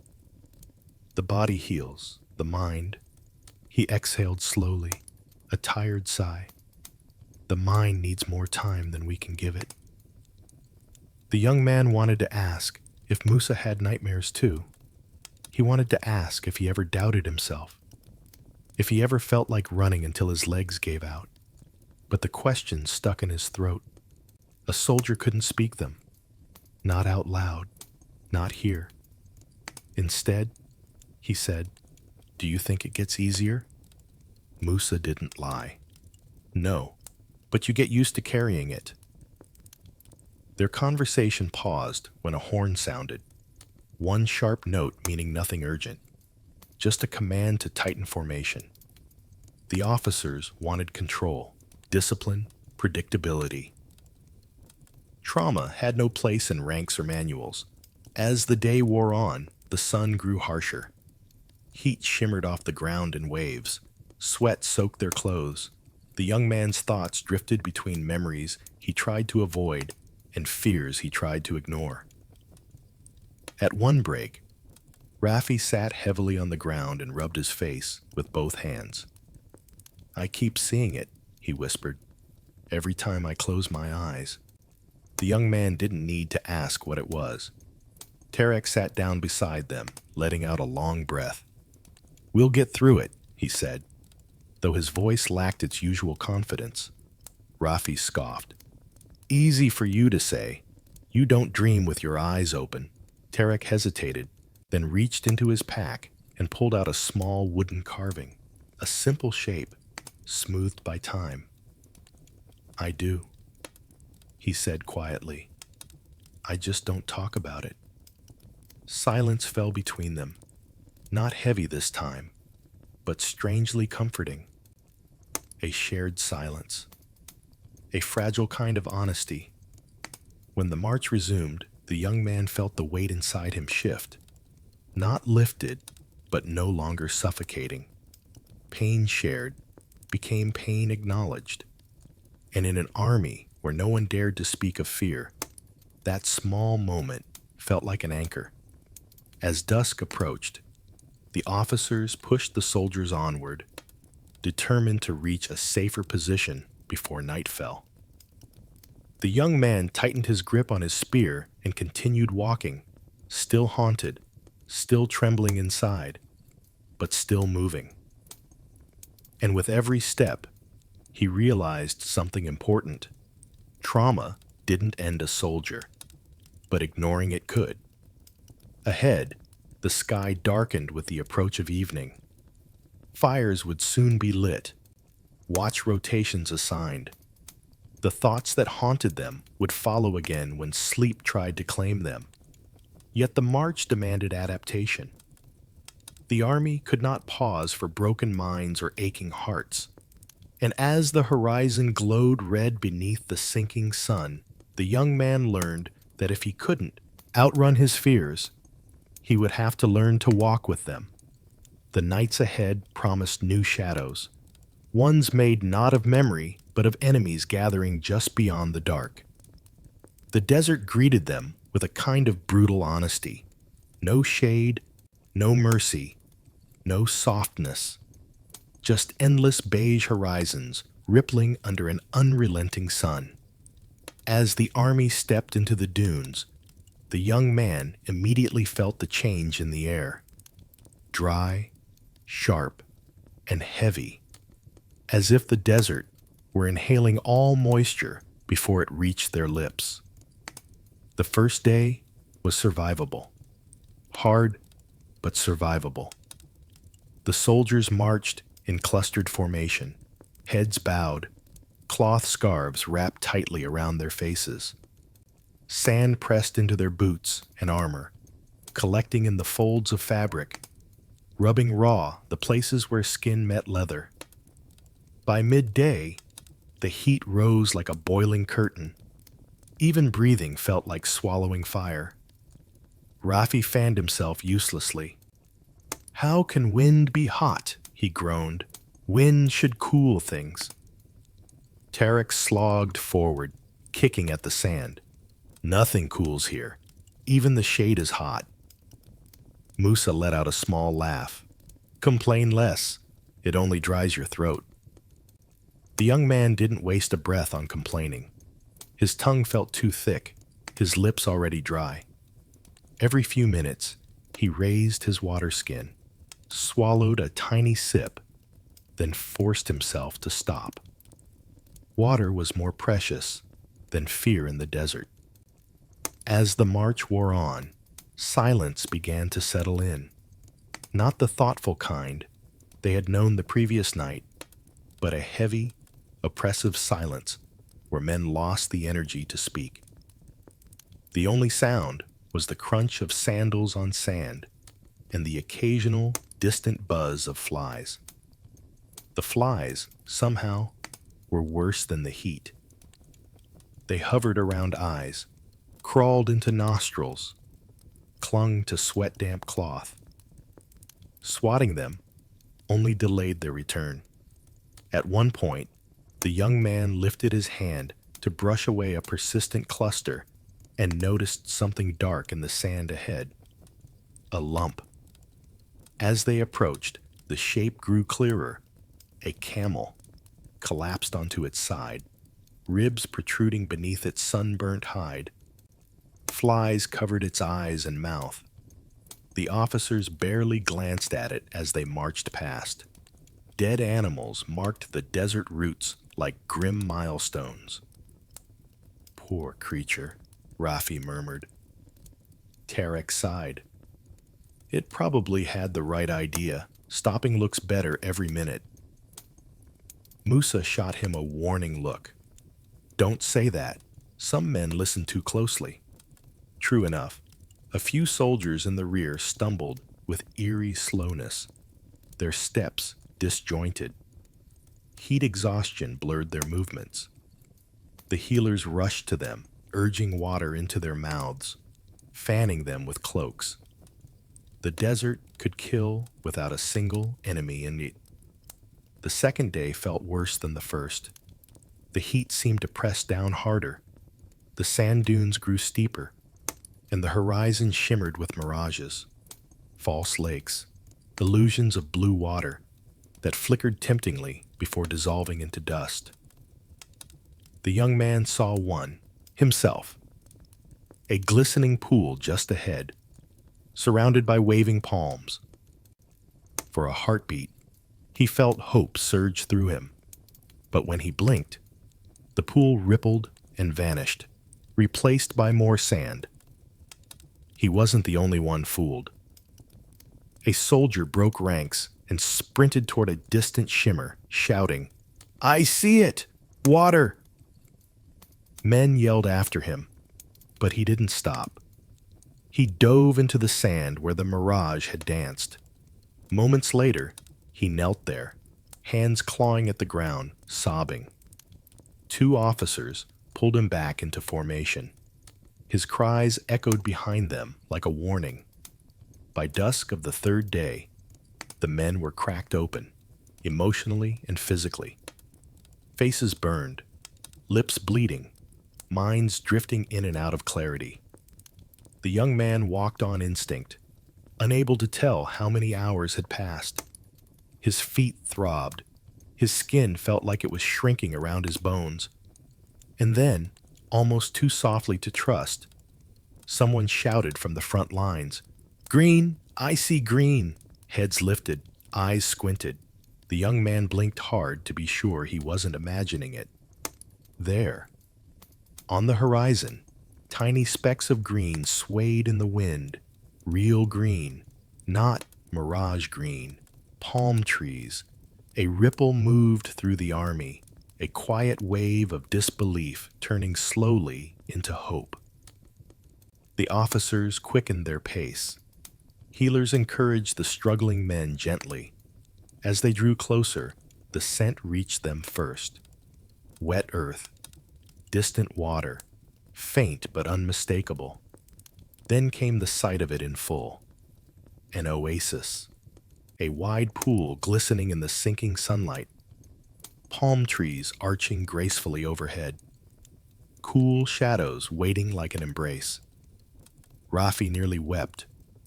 Tarek kissed his water skin in gratitude. Musa inhaled deeply, eyes softening. The young man felt relief flood through him, soft and overwhelming. The desert had not beaten them, not this time. But beyond the oasis, new challenges awaited, and the fragile peace of water and shade would carry them only so far before reality returned to claim them once more. The moment the young man touched the water, he nearly cried. It was colder than he expected, clear, sweet relief against burned fingers. Soldiers knelt all around him, cupping handfuls to their lips, splashing their faces, washing sand out of their hair and beards. Some even waded knee-deep into the shallows, sighing as the heat left their bodies in fading waves. Rafi plunged his entire head under the surface. When he came up, he gasped dramatically. "I'm alive again!" Tarek, lying flat on the sand with his arms spread wide, muttered, "If heaven isn't at least this cool, I want a refund." Musa knelt quietly at the edge, filling his water skin with careful, respectful movements. "Don't drink too quickly," he warned. "Your stomach won't forgive you." They stayed like that for a long time. Men draped across the sand, some sleeping instantly, others humming softly, their bodies too drained to do anything more. For the first time in days, the air didn't feel like it was crushing them. But rest, as always, came with complications. Before sunset, scouts approached the commanders with tense expressions. A nearby tribe, a group known to protect this particular oasis, had noticed the large army settling in. And though the oasis was public land in theory, in practice, the tribes around it enforced their own rules. The soldiers were told to stay alert. Soon enough, figures appeared on the horizon, horsemen carrying long spears, wearing loose desert robes that caught the wind. They rode in slowly, not threateningly, but with unmistakable authority. Their leader dismounted and approached the commanders, his men fanning out at a respectful but watchful distance. The young man watched from afar as the two groups spoke. He couldn't hear the words, but he could read the tension in the way their hands hovered near their belts, the way neither side blinked. Finally, voices eased, gestures softened, and the tribal leader nodded once before returning to his horse. Rafi exhaled loudly. "For a moment, I thought they'd chase us out." "They could have," Tarek replied. "Their horses look well fed. Ours look like they need this water more than we do." Musa watched the riders disappear behind the palms. "We're guests here. Let's behave like guests." But behaving wasn't easy for an army made up of hundreds of exhausted men. That night, tensions flared among the soldiers themselves. Arguments broke out over food distribution, over whose turn it was to stand to guard, even over the best patch of shade beneath the palms. Hunger, fatigue, and trauma made tempers short. The young man found himself stepping between two recruits ready to shove each other. "Enough," he said firmly. "The water hasn't even dried on your skin. Rest now. Fight later, if you must." One recruit scoffed, but backed down. The other muttered thanks under his breath. Later, as he and his companions shared a small meal of dates and watered-down bread, Rafi shook his head. A single oasis, and suddenly everyone remembers how to shout. Rest brings back strength, Musa said. Strength brings back ego. And ego brings back trouble, Tarek added with a groan. Even the commanders weren't immune to disagreements. The young man overheard them debating their route, whether to continue east or circle north to avoid hostile tribes. Each choice carried risks. Each risk fed frustration. Yet amid the tension, the oasis offered moments of quiet beauty. At dawn, the young man walked to the edge of the water. The surface was still, reflecting the pink sky like a polished mirror. Tiny ripples spread where small fish darted below. Palm shadows stretched long and gentle across the sand. Birds sang from the branches, weaving their voices into the soft morning air. For a few heartbeats, he felt like the world was kind again. He closed his eyes and inhaled deeply, letting the humid scent of palm leaves and fresh water wash over him. It reminded him of home, of wells in his village, of the soft evenings when he and his siblings splashed in the shallow pools after long summer days. But the spell broke when he turned and saw the army stirring, preparing to move. Shade vanished beneath their steps. Peace thinned into anticipation. The oasis had given them strength, but strength meant it was time to march again. As they packed their belongings, the tribal riders returned briefly, not to threaten, but to observe. One rode close enough to exchange a nod with Musa, a silent gesture of respect between survivors of the same unforgiving land. Then, with water skins full and tempers mostly cooled, the army formed ranks. The young man took one last look at the palm trees, their fronds whispering in the morning breeze. This place had saved them and tested them. It had shown them beauty and reminded them of danger. Now, as they stepped beyond the oasis's shade, foreign lands awaited. New cultures, new customs, new encounters that would challenge everything they thought they knew about the world. And the march carried them onward into those unfamiliar territories. The first town they approached was nothing like the young man had pictured. He had imagined walls, barricades, wary guards glaring from towers. Instead, he saw low mud brick homes, narrow alleyways, and smoke rising peacefully from cooking fires. Children paused their games to watch the army approach, their faces painted with curiosity rather than fear. The commanders raised white cloths, symbols of peace, parley, or at least temporary restraint. The soldiers tightened their formation, bracing for hostility, but the townspeople didn't flee. Instead, an elder stepped forward, his hands raised, and spoke in a language none of the recruits understood. A translator hurried to interpret. "He welcomes us," the translator explained. "Says the town is small, not wealthy, but will offer what it can." Rafi blinked. "Welcome us? Did he not see the army behind him?" Musa smiled faintly. "Some people believe hospitality protects them better than weapons." Tarek shrugged. "Or they're clever enough to know resistance only brings trouble." The young man wasn't sure which explanation felt truer.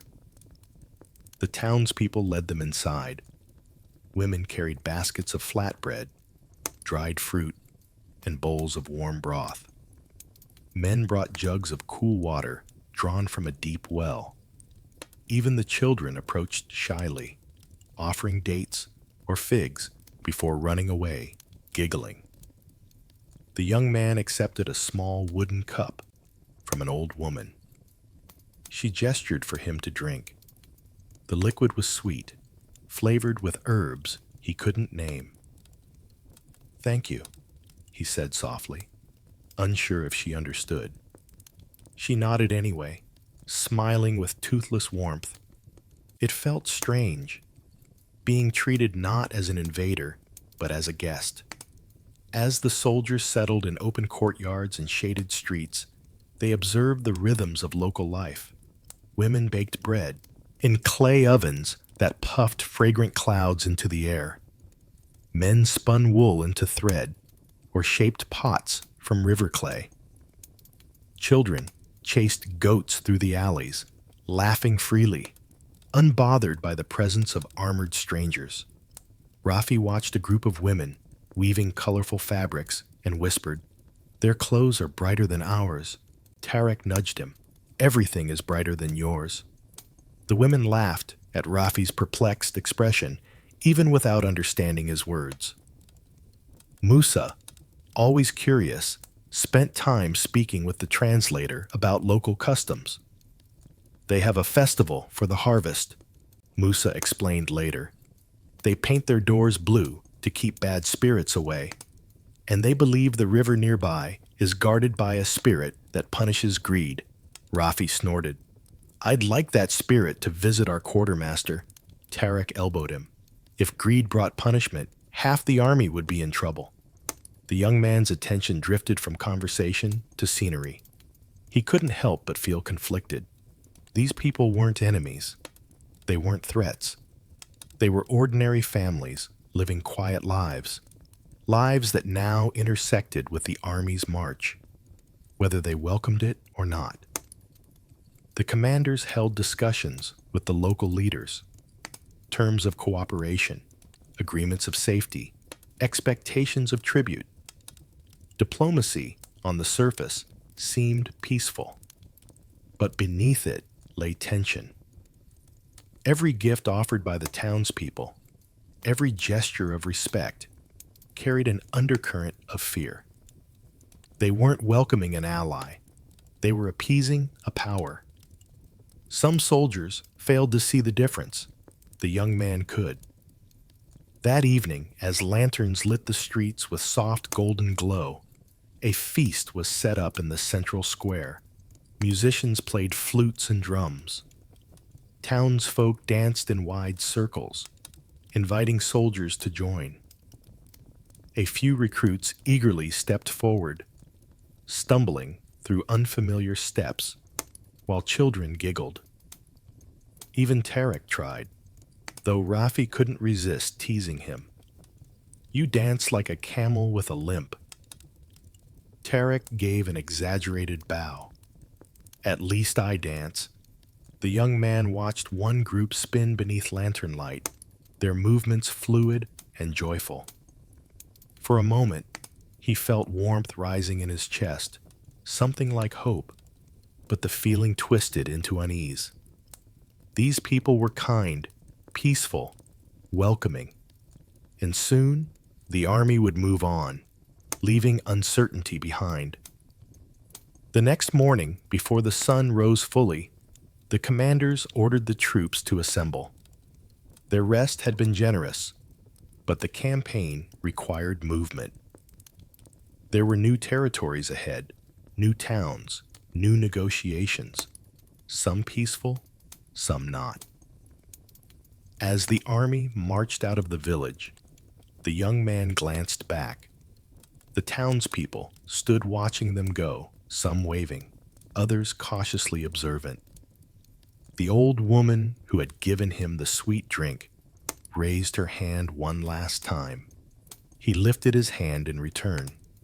But as the last roofs disappeared behind a hill, the officers began speaking in sharper tones.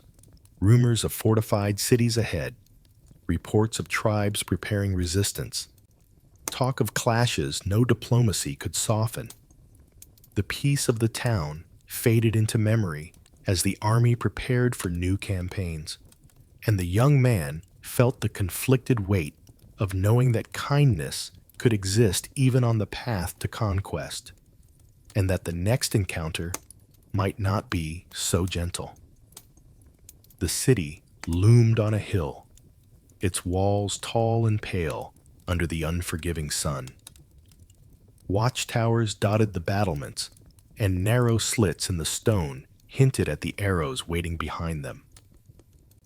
The young man felt a knot tighten in his stomach. Battle was terrifying, but siege warfare was something else entirely. "Looks sturdy," Rafi muttered, shielding his eyes. "Looks miserable," Tarek corrected. Musa nodded. "They'll wait us out, and we'll wait them out, and neither side will enjoy it." The army made camp in a ring around the city, far enough to avoid night raids, close enough to prevent escape. The soldiers drove stakes into the ground, raised tents, dug trenches, and then they waited. That was the worst part. A siege was not constant action, nor thrilling clashes of steel. It was time stretched thin. It was boredom sharpened by hunger. It was fear growing quietly in the dark. The first few days felt almost peaceful.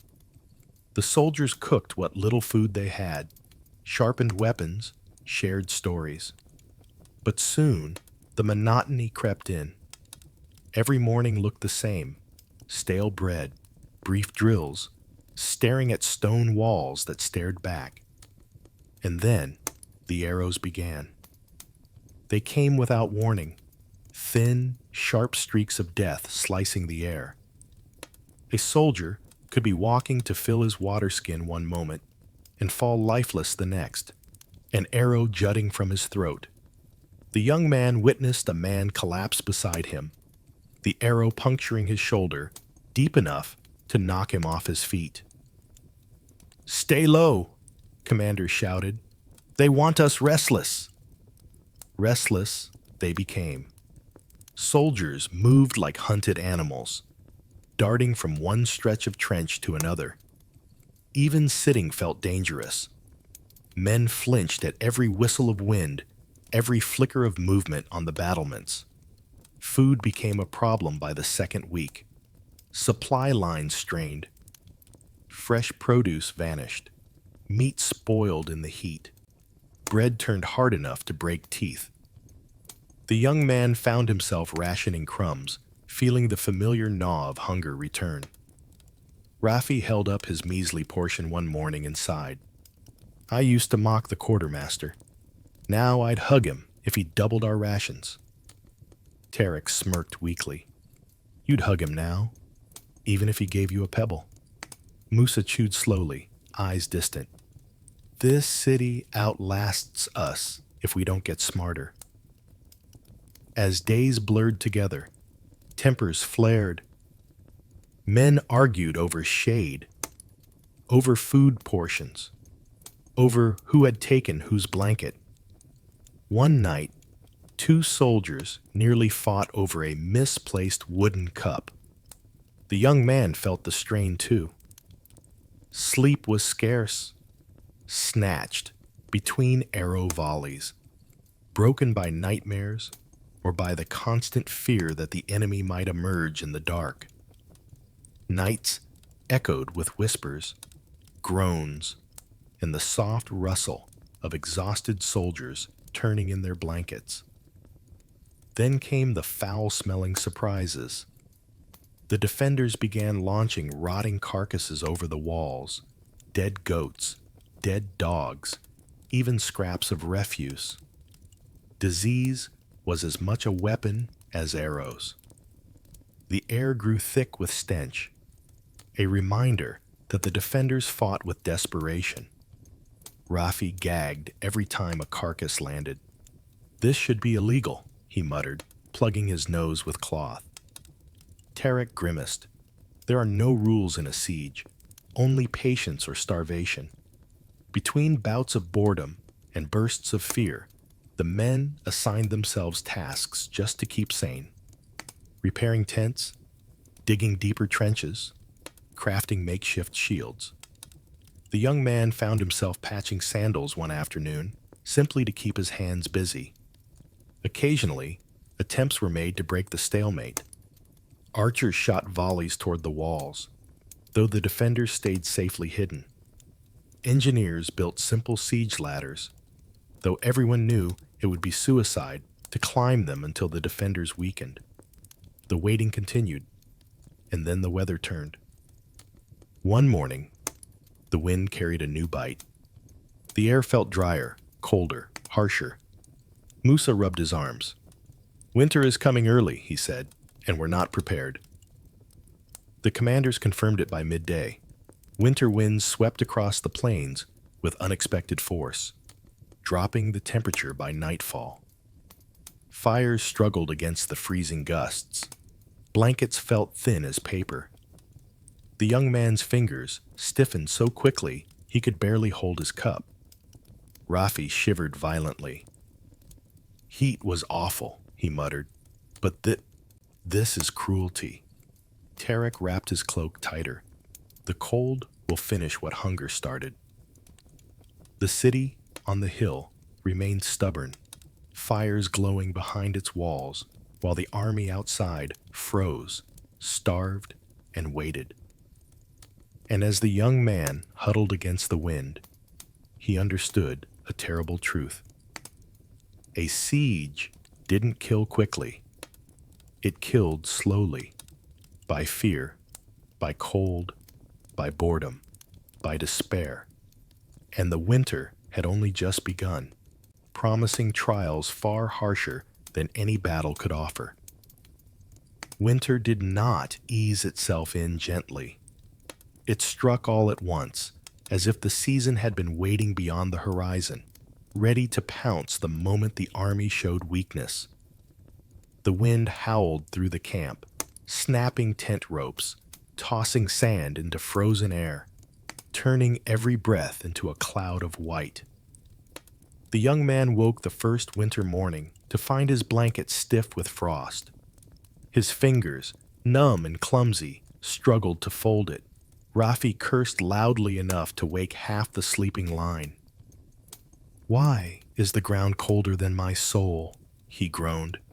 Tarek shot back, teeth chattering. "Your soul is warm. The ground is not."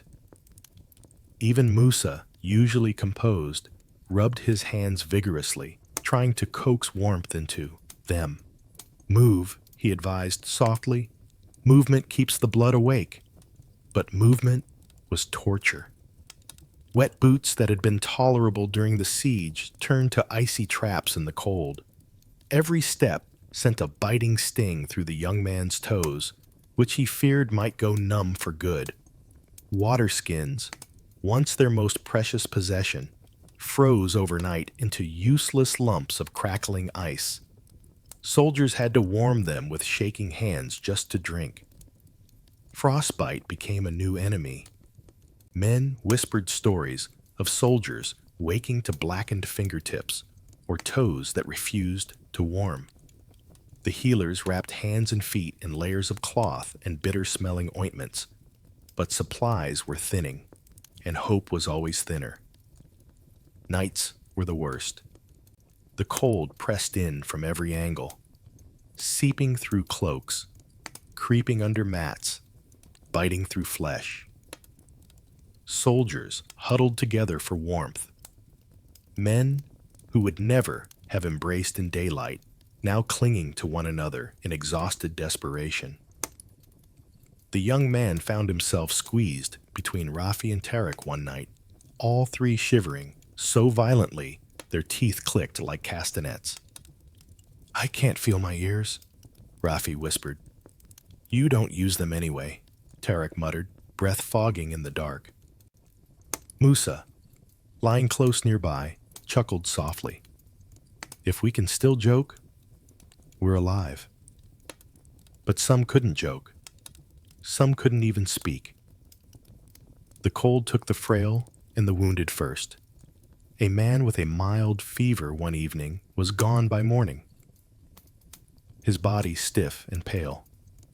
Another soldier, whose leg wound had looked manageable in autumn, turned gangrenous in the winter freeze, leaving him delirious until death finally took pity on him.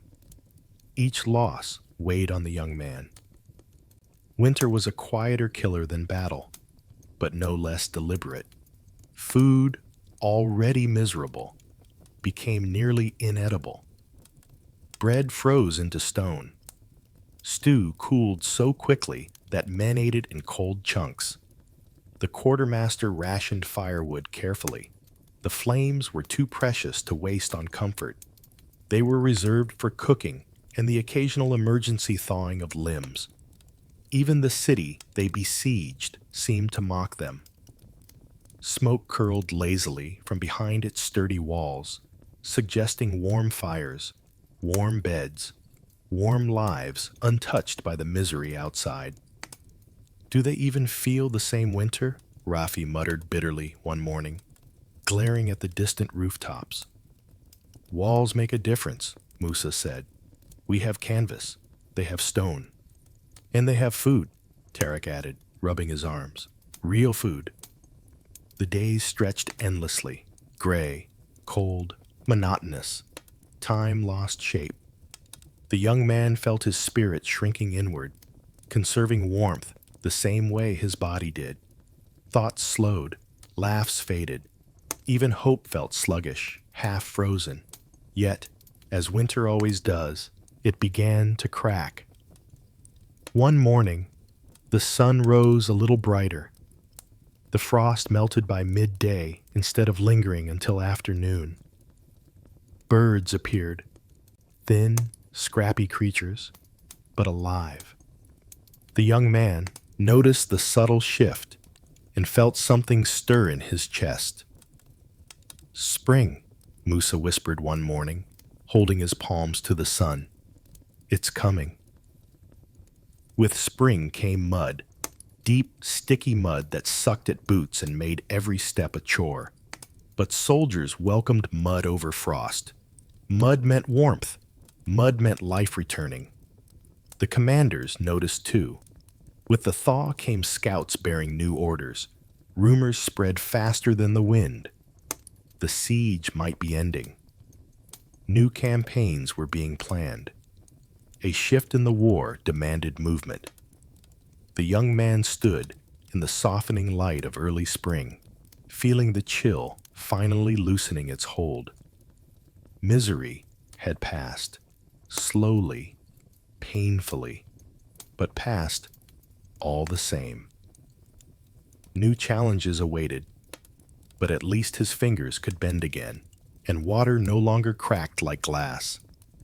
And as birds circled above, and the air carried the faint promise of warmth, the army prepared to move toward the next hardship, the next chapter, and the next transformation of a soldier's world. The commander stood atop a cluster of flat stones, his cloak fluttering in the early spring breeze. He was older than most of the men, gray in his beard, scarred across his brow, but his presence carried weight. Even the wind seemed to hush as he surveyed the soldiers before him. The young man felt Rafi shift beside him. "If he starts with men of courage, I'm walking away," Rafi muttered. Tarek elbowed him. "You'll stay. You love speeches. I love warm beds and bread not frozen into rocks." Musa shushed them both gently. "Listen." The commander raised a hand. "My brothers," he began, his voice cutting clean through the murmurs and scraping of boots. "Winter sought to break you. It failed." A ripple moved through the crowd. Not cheers, not applause, just a subtle straightening of spines. "You survived hunger," the commander continued. "You survived cold. You endured what weaker men could not. And now, spring comes to reward your patience." The young man felt a flicker of something warm inside him. Pride? Relief? He wasn't sure. The city behind us, the commander said, gesturing toward the distant walls, would rather freeze within its stone shell than face you, and perhaps that is victory enough. Another murmur. Some soldiers nodded, others looked unconvinced. The young man understood both reactions. But our campaign is not finished, the commander continued. Beyond these plains lies a greater city, wealthier, stronger, a place whose rulers believe themselves untouchable. He paused, letting the words sink in. They are wrong. This time, soldiers exchanged glances, nervous, excited, uncertain. We march not for plunder alone, the commander said, not for pride. We march because our world is expanding, because new lands open before us, because your children will one day speak of the miles you walked and the battles you endured. Rafi muttered under his breath. He forgot to mention the blisters, Tarek whispered, and the frozen stew. But both men were listening with rapt attention, despite their sarcasm. The commander went on, voice rising with emotion. When you look at your hands, see not wounds, see proof of your resilience. When you feel your scars ache, know they are the mark of a soldier who refused to fall. The young man stared down at his own hands. The roughness, the small cuts, the memories each one carried. For a moment, just a moment, he felt steadier inside. We march at first light tomorrow, the commander declared. We move together as one line, one purpose, one people. And when we reach that great city, let them see what winter could not destroy. A pulse of energy rippled through the crowd. Not loud enthusiasm. Soldiers were too tired for that. But a quiet, solid resolve.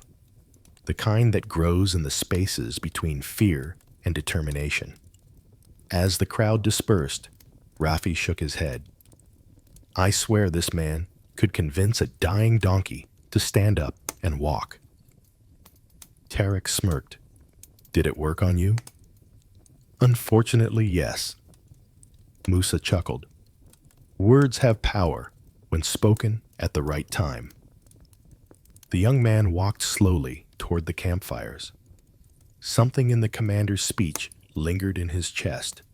Not triumph, not eagerness, but a steady hum of purpose. He didn't fully agree with everything said. He didn't share the hunger for conquest, but he did feel needed. Part of something bigger. And that feeling, confusing as it was, carried its own kind of weight. That evening, men prepared for the renewed march.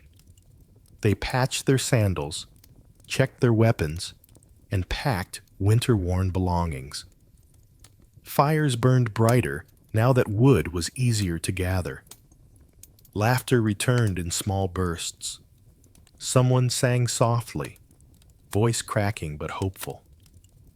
The young man sat with Musa, Rafi, and Tarek, sharing a modest meal. Lentils boiled to softness, warm bread fresh from local grain, a luxury after winter's hardships. They spoke lightly, but under their words lay a shared anticipation. We heading east or north? Rafi asked. East, Musa said, toward the river valleys. Toward that greater city, Tarek added, tapping the edge of his shield. The young man looked toward the horizon, where the sky darkened into deep purple. Somewhere beyond those distant folds of land lay their next destination, a place of stone, wealth, people, and danger. He felt a tug in his chest, a mixture of fear, curiosity, and something like reluctant determination. As the fires dimmed and soldiers settled into sleep, the young man lay awake, staring at the stars. He didn't know what the next march would bring, but he knew the army would not be the same by the time they reached their destination. And neither would he. With the commander's speech echoing softly in his thoughts, the march toward the great city and the next trial began in the morning. The first sight of the great city stunned the young man into silence. Its walls rose like mountains, taller, stronger, wider than any fortification he had ever seen. Towers capped with pale stone glinted in the sunlight. Banners fluttered in the wind. It looked less like a human settlement and more like a stubborn dream refusing to collapse. Rafi let out a low whistle. "We're supposed to take that?" Tarek answered dryly. "At least it isn't winter." Musa nodded thoughtfully. "Height isn't everything. Strong walls don't fight alone." But they would not fight alone either. Their forces had grown, new reinforcements meeting them along the valley, commanders exchanging strategies, scouts rushing in and out with updates. This battle would be larger, louder, more chaotic than anything they'd faced. Even the veterans sharpened their blades with uneasy hands. The night before, fires dotted the plain like stars fallen to earth. Soldiers whispered prayers, tightened straps, ate quietly. The young man barely tasted his food. His stomach twisted with a familiar but sharper tension. Everything in him knew tomorrow would test him beyond anything the desert or the siege ever had. Dawn crept slow and soft, its gentle colors at odds with the violence it carried. As the horn sounded, the world shifted once more. Lines formed, shields locked, spears angled forward. Commanders shouted orders over the rumble of thousands of boots. The young man took his place in the formation, shoulder to shoulder with his closest companions. Rafi swallowed hard. "If I faint, drag me anyway." Tarek smirked. "If you faint, I'm using you as a shield." Musa breathed deeply. "Stay close, stay steady." The horns blew again, long, deep, shaking the air. The battle began. Arrows arced through the early light, glinting briefly before darkening into deadly shadows. The young man raised his shield instinctively as the first volley rained down. Wood shuddered violently against his arm. A soldier to his right crumpled with a sharp gasp. Someone shouted his name. Chaos surged. The front line advanced in careful, painful steps. Dust churned beneath their feet, turning the air hazy. Through the shifting clouds, the young man saw flashes of defenders atop the walls, archers releasing arrow after arrow, slingers whirling stones, men shouting and pounding drums. The world narrowed to sound. Thud, arrow hitting shield yell, someone falling crack, stone against helmet breathe, breathe, breathe, his own voice whispering inside his skull. Heat rose quickly despite the morning cool. Sweat dripped down his arms. His pulse hammered behind his eyes. Training took over where thought faltered. They reached the base of the walls. The real terror began. Siege ladders, heavy, awkward, were raised by teams of soldiers who strained against their weight. Stones dropped from above, smashing ladders into splinters, crushing hands and helmets. The young man's group stepped forward to support the next team. "Lift!" the officer roared. They heaved the long ladder upright. An explosion of movement followed. Defenders pushing poles, soldiers climbing, arrows raining, bodies falling. Men who had survived winter fell screaming from heights that made the young man's stomach clench. Tarek grabbed his shoulder. "Follow me." Before he could think, he was climbing, hands gripping wood, slick with sweat, boots slipping, heart thrashing like a trapped animal. Above, Shouts grew louder. He heard Musa climbing behind him, steady as always. Rafi muttered prayers with each rung. Near the top, an enemy soldier swung down, blade flashing. The young man ducked on instinct. Tarek blocked the blow. Rafi jabbed upward, knocking the defender off balance. Musa, calm even on a ladder, swaying under chaos, called out, "Up, now!" They surged over the wall's edge, stumbling, breathless, half-blind. Then came the true storm. The city walls became a maze of clashing bodies. Steel rang against steel. Shields cracked. Sandaled feet slipped on dust and blood. The young man thrust his spear again and again, not gracefully, not bravely, simply to survive. Time dissolved. There was only movement, noise, heat, fear tightening every muscle. But somewhere in the chaos, the defenders faltered. A horn blared, then another. Men shouted retreat. Someone raised the banner of surrender. The battle did not stop instantly. Battles never do. But the tide shifted. The city's resistance crumbled. When the young man finally stood still, panting atop the wall, he realized his arms were trembling uncontrollably. His spear felt impossibly heavy. All around him, soldiers sagged with exhaustion, alive but hollow-eyed. The city had fallen. Their campaign had changed in a heartbeat. The hardest battle yet had been won. But at a cost, the young man could already feel settling deep beneath his ribs. As he stepped down from the battlements, legs weak but steadying, he knew the aftermath would reshape everything. In the march into the conquered city, into its ruins, its people, its consequences, waited just beyond the next breath. The city, streets were strangely quiet after the chaos of battle. Dust hung in the air like a veil, stirred by cautious footsteps. Homes stood half open, doors broken, markets overturned. The smell of smoke drifted from a distant quarter where a roof had collapsed under the weight of thrown torches. Soldiers fanned out, not in formation now, but scattered, following instincts, opportunity, or temptation. Some looked for wounded comrades. Others searched for remaining enemies. Many searched for spoils. Rafi whistled softly as he examined a fallen merchant stall. "Look at these bowls. Silver, maybe?" Tarek kicked at a clay pot. "Silver? That's tin. Leave it." "Still looks shiny," Rafi argued, slipping one into his pack. Musa frowned. "Take only what won't shame you later." Rafi paused, pot halfway into the bag. He hesitated and put it back down. The young man felt an uneasy twist in his stomach.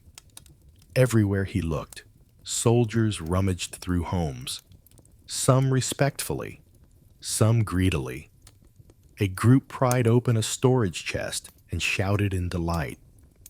Another kicked open a pottery workshop, stepping over shattered jars. Victory gave permission, but permission didn't feel right. As they walked deeper into the city, they passed a house where a mother huddled with her children in a corner, eyes wide with terror. She didn't run. She didn't speak. She merely clutched her little ones tightly, as if her grip alone could shield them. Musa stepped forward gently.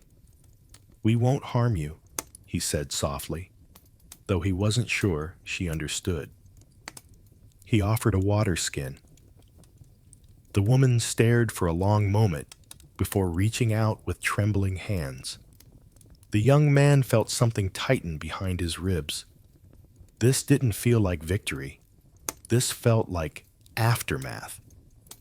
Further along the road, they encountered a group of soldiers cheering around a pile of goods, bolts of fabric, metal pots, bags of grain. One soldier waved a brass lamp triumphantly. Rafi muttered, "Some men forget themselves the moment the enemy falls." Tarek nodded. "Battle reveals who you are. Victory reveals who you choose to be." The young man wasn't sure yet who he was, or who he wanted to become. In the central square, officers tried to impose order. They collected captured weapons, organized prisoners, assigned guards to key buildings. But even they couldn't control the tide of human impulses sweeping through an exhausted, hungry army. A soldier approached with a golden brooch he'd found. "Take it," he urged the young man. "You earned something for today." The young man stared at the brooch. Beautiful, gleaming, shaped like a sunburst. And then he shook his head. No, it belonged to someone. The soldier shrugged and walked off, unfazed. Rafi nudged him. "You sure? We risked our lives climbing that wall. A little gold wouldn't hurt." The young man didn't answer. He couldn't explain the heaviness inside him, the thin line between need and greed, between survival and exploitation. His faith taught humility, justice, restraint. But war demanded things he never thought he'd consider. Was refusing spoils noble or foolish? Was taking them wrong, or simply part of the life he'd chosen? Musa seemed to sense the turmoil. He placed a firm hand on the young man's shoulder. Struggle in the heart is the struggle that matters. Keep it alive. It means you haven't lost yourself. They helped gather the wounded next. The defenders' bodies were laid gently in rows outside the broken gate. The sight was sobering. Many young faces, many men who had fought only because they had no choice. As the sun set, casting long orange light across rooftops and rubble, the army created makeshift camps inside the city. Fires flickered, pots boiled. Soldiers laughed, ate, recounted their brush with death. But the young man sat quietly, staring at the horizon. Victory tasted like dust in his mouth. The spoils felt like burdens. Faith and necessity pulled him in different directions. Tarek sat beside him.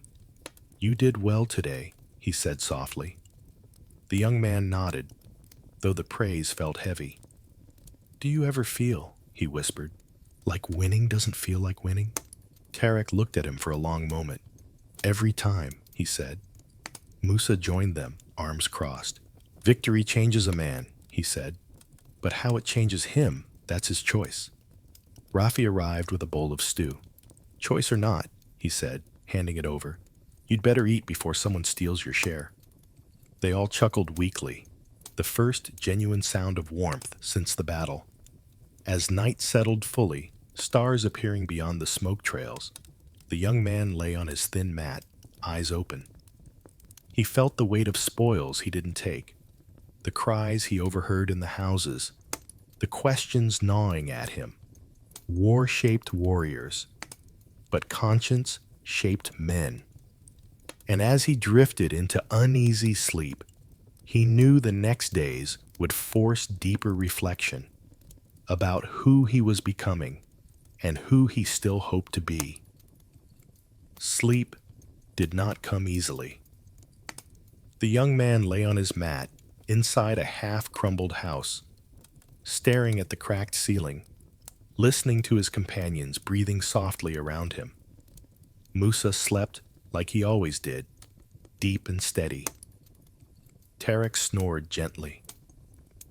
Rafi muttered in his dreams, something about bread and figs. But the young man stayed awake, his mind drifting not to the battle, not to the spoils, not even to the city itself, but to home. To his mother's soft call at dawn, to his younger siblings chasing chickens behind the tents, to the sound of the well bucket splashing into cool water, to the scent of warm milk and bread. Homesickness hit him like a blow. He sat up quietly, careful not to wake the others, and reached for the small leather pouch he carried close to his chest. Inside were a few scraps of parchment, a stick of charcoal worn almost to a nub, and a folded strip of cloth embroidered by his sister. He took a deep breath, unrolled the parchment across his knee, and began to write. Mother, I hope this letter reaches you. I hope all of you are safe and well.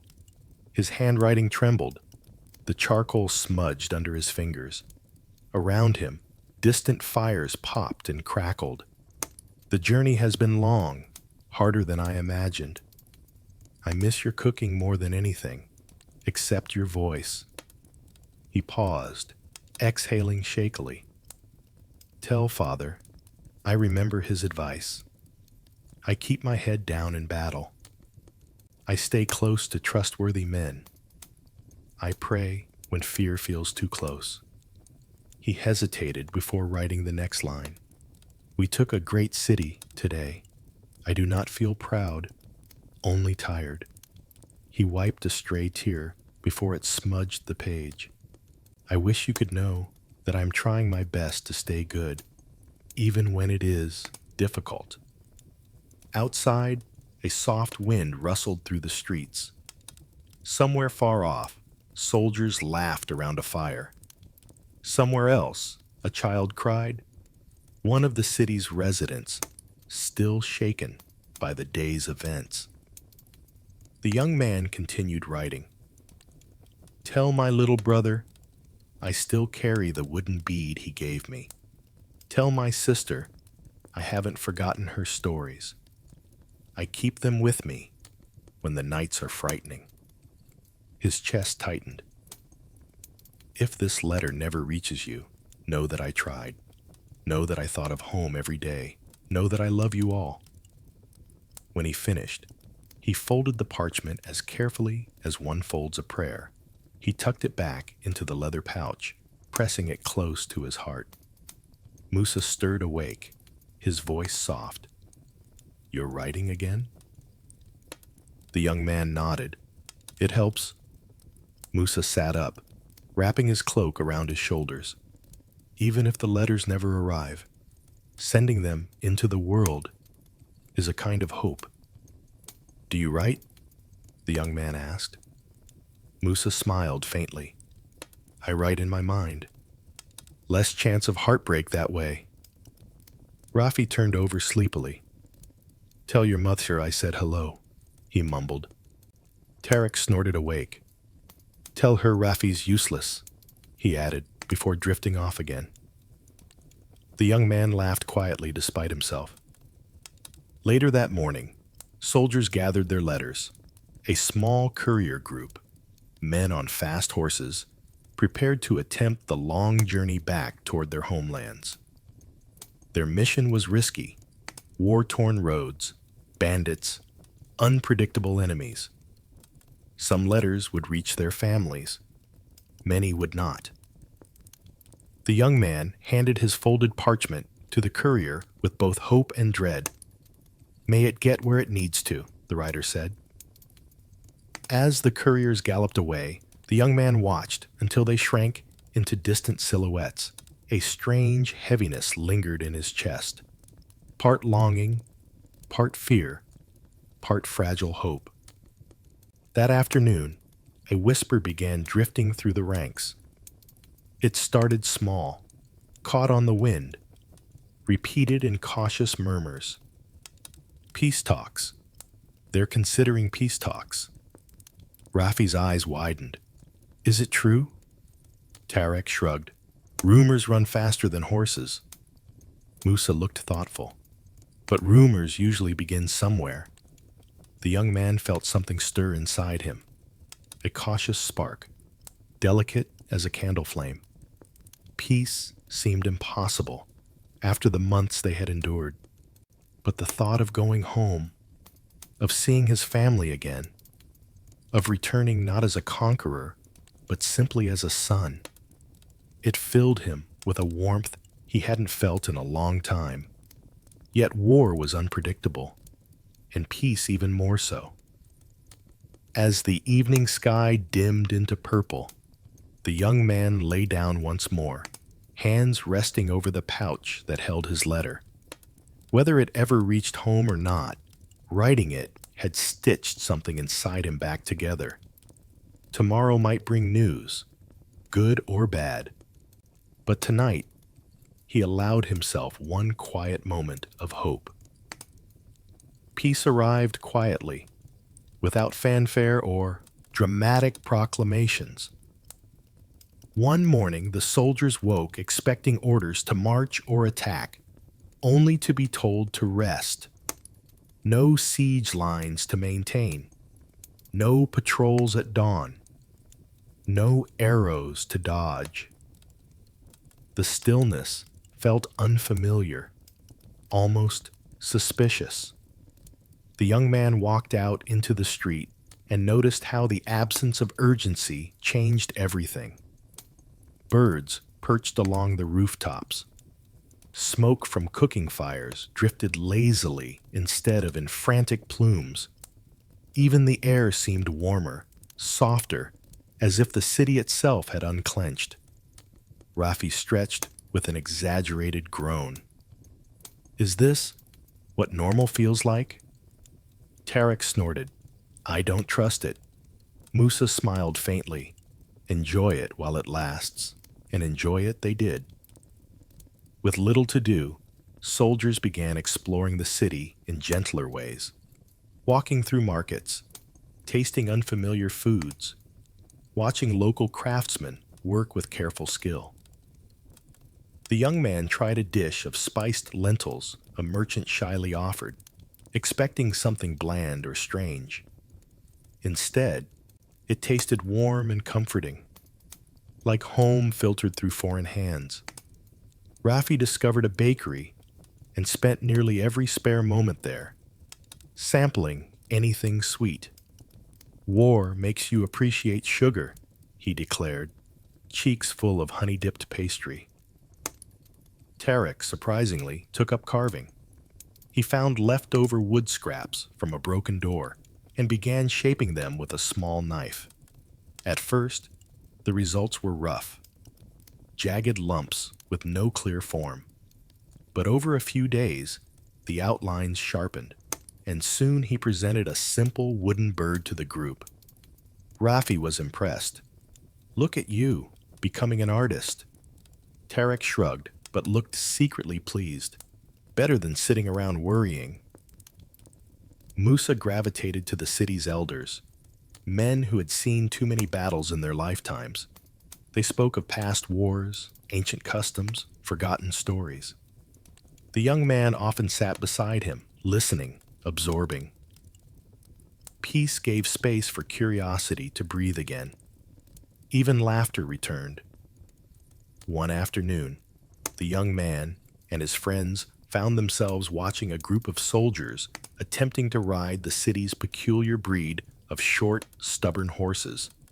One man managed only 2 seconds before being tossed into a pile of straw. Another tried singing to calm his mount.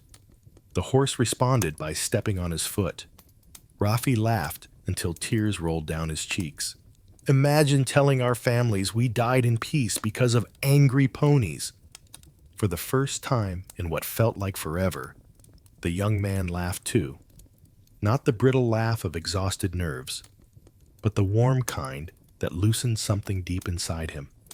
But peace, for all its gentleness, also felt unreal. At night, the city fell quiet, and the memories crept in. The battle, the screams, the faces of the fallen. The young man lay awake thinking of home, of the letter he'd written, of how strange it felt to breathe without fear. Sometimes the silence felt heavier than the noise of war. He wasn't alone. Across the camp, men shifted restlessly in their sleep or stared at the ceiling with wide, unsettled eyes. Peace didn't erase the past. It merely gave space to feel it. Still, peace brought healing. Wounds closed, tempers cooled. Even the city's residents began to interact with the soldiers, hesitant at first, then gradually with more trust. Children watched from corners until Rafi offered them a sweet pastry. Then they gathered in fearless clusters. For a fleeting moment, it seemed possible that the world could remain this way, quiet, warm, stitched back together. But peace in an army is like a fragile clay cup, beautiful in the hand, but easily shattered. One morning, before dawn had fully risen, a rider galloped into the city square. His horse foamed at the mouth. His face was pale with urgency. Officers rushed to meet him. Their voices rose in sharp, clipped tones. The soldiers nearby froze, staring. The young man felt his chest tighten. Musa's face hardened. Tarek's hand drifted subconsciously toward his spear. Rafi whispered, "Not again." The officer in charge finally turned to the assembled soldiers and spoke the words that made the peace crumble like brittle pottery. "Prepare to march." The calm had been real, sweet, restorative, needed. But it had been short. Too short. War was stirring again.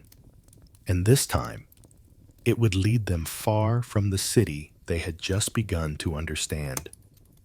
The road heading south felt both familiar and foreign at the same time.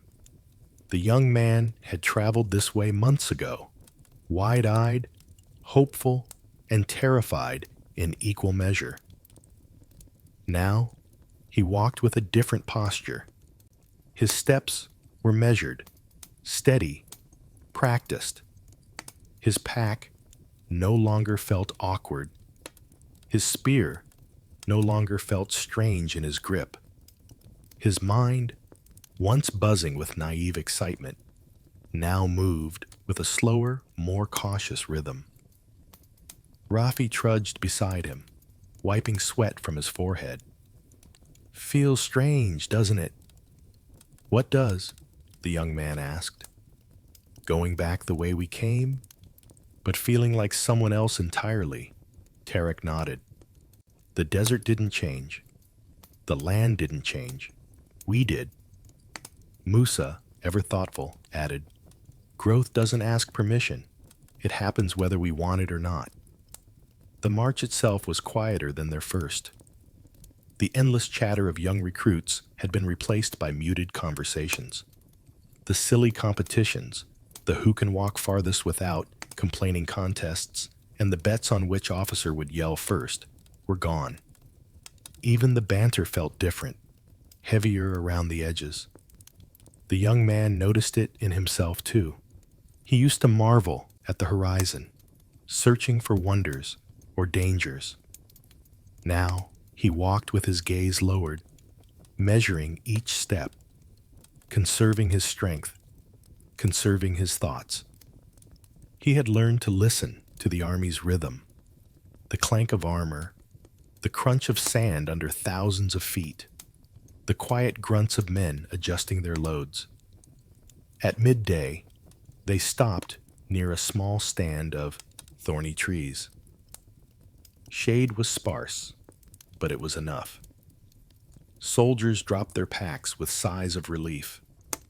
Rafi sat beside the young man, chewing on a piece of dried date. "Do you think they'll recognize us when we get back?" Tarek snorted. "They'll recognize me. I'm still pretty." Musa rolled his eyes. "Battle did nothing to humble you." "It tried," Tarek replied, "but humility ran faster than the enemy." The young man laughed softly, but the question lingered in his mind. Would they recognize him? Should they? He had left home as a boy, soft-handed, wide-eyed, strangers to fear and hunger. Now his hands were calloused. His eyes held stories he didn't know how to tell. His heart carried burdens he didn't know how to set down. When the break ended, the march resumed. The landscape slowly shifted back into the old patterns he remembered: drier winds, familiar rock formations, the rising scent of desert sage. Each mile tugged at his memories like a thread being drawn taut. Sometimes he imagined his mother stepping outside their tent, shielding her eyes from the sun as she scanned the horizon. He imagined his father sitting near the fire pit, carving wood with steady hands.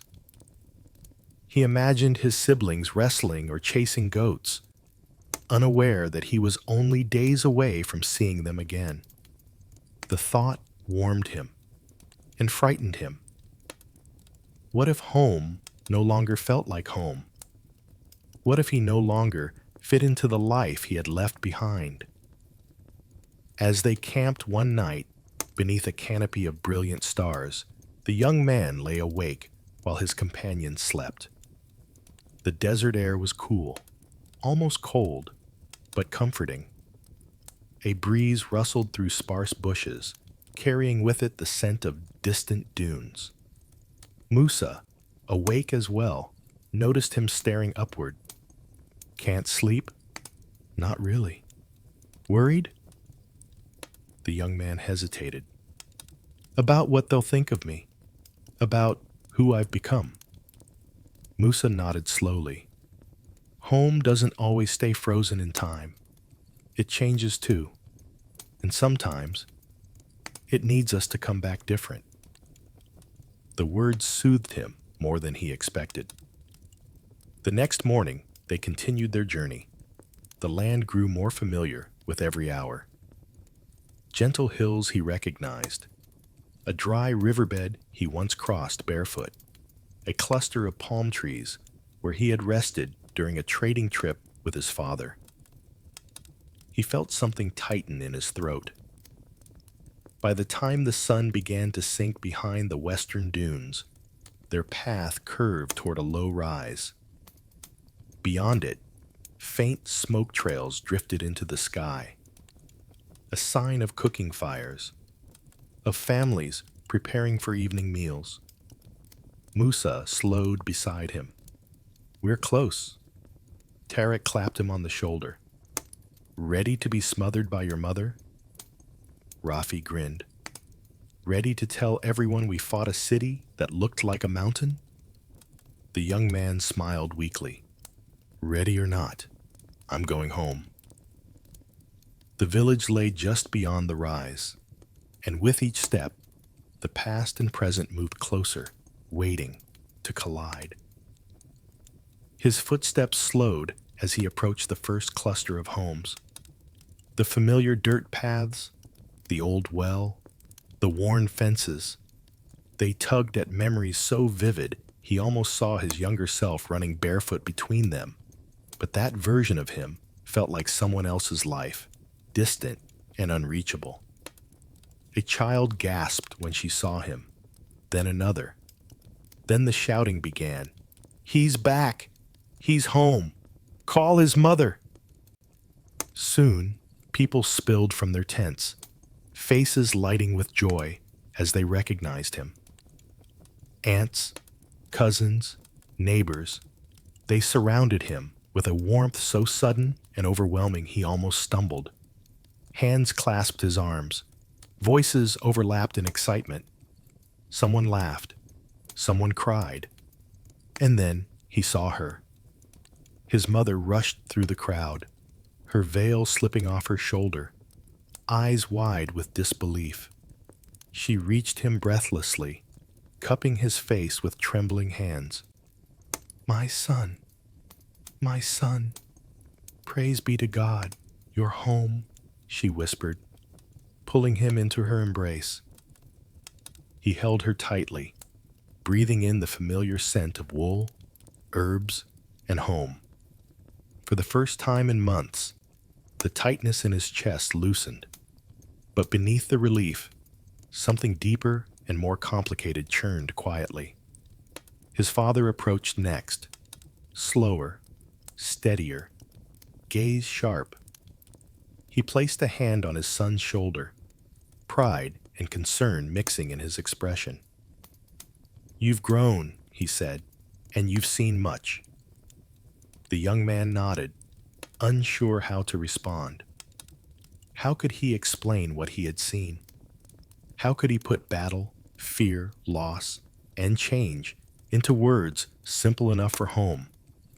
His siblings rushed him next, a younger brother who wrapped around him like a vine, a sister who pressed a small cloth doll into his hand, claiming she had kept it safe, just in case he needed it again. Their excitement warmed him, and yet, standing in the familiar courtyard, he felt strangely out of place. He joined the family meal that evening, surrounded by laughter and stories about village life. His mother served him generous portions, fussing over every wound, every scar. Neighbors stopped by to greet him, each calling him brave, heroic, a protector of the community. He smiled politely, nodded, thanked them. But every time someone called him a hero, a quiet discomfort settled deeper inside. Heroes didn't feel hollow. Heroes didn't lie awake, remembering faces they couldn't save. Heroes didn't question themselves every time they closed their eyes. He didn't feel like a hero at all. He felt like someone pretending to be whole. As his family talked around him, his mind drifted. Their stories, so small, so peaceful, made him feel both grateful and distant.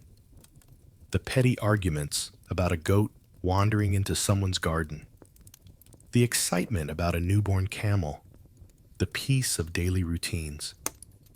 They all felt like echoes from a time he could no longer fully inhabit. Rafi would have loved this meal. Tarek would have teased the neighbors. Musa would have smiled quietly, offering wise comments. He felt their absence painfully. Even in joy, the army had become part of him. Its friendships, its losses, its unspoken bonds. Later, after the meal, he stepped outside alone. The sky glittered with stars, more brilliant here than anywhere he'd marched. The silence was deep, pure, yet it didn't settle him. His father joined him quietly. "It feels strange, doesn't it?" The young man hesitated. "A little." "You left as a boy," his father said gently. "You returned carrying things you cannot put down easily. That is the truth of war." The young man looked down.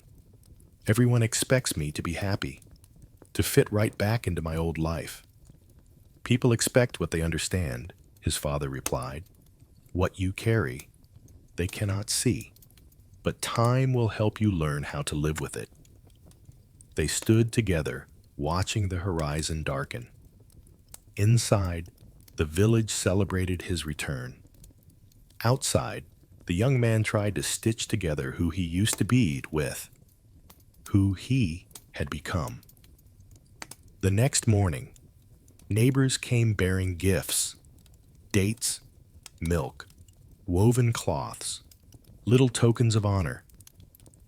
They told stories about him as though he had been a fearless warrior, conquering cities with ease.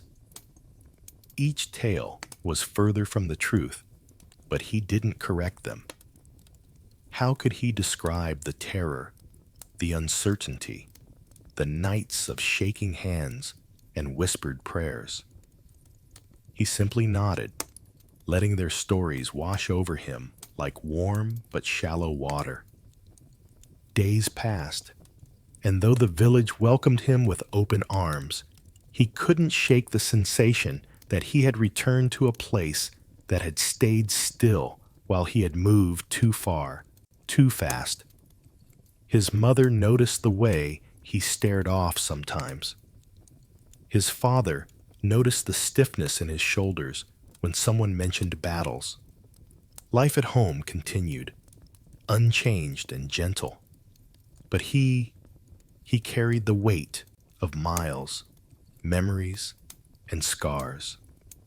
And as he woke one morning feeling an unfamiliar ache deep in his bones, he realized something else was approaching, something quiet and inevitable. The passing of youth, the slow settling of age, and the understanding that time does not wait for soldiers to catch their breath. He was home, yes, but he was no longer young. And the years ahead would bring a different kind of battle entirely. The days blended into one another like shifting sand dunes. At first, returning to the rhythm of village life felt comforting. The familiar call of animals at dawn, the chatter of neighbors, the warm meals shared around the family fire.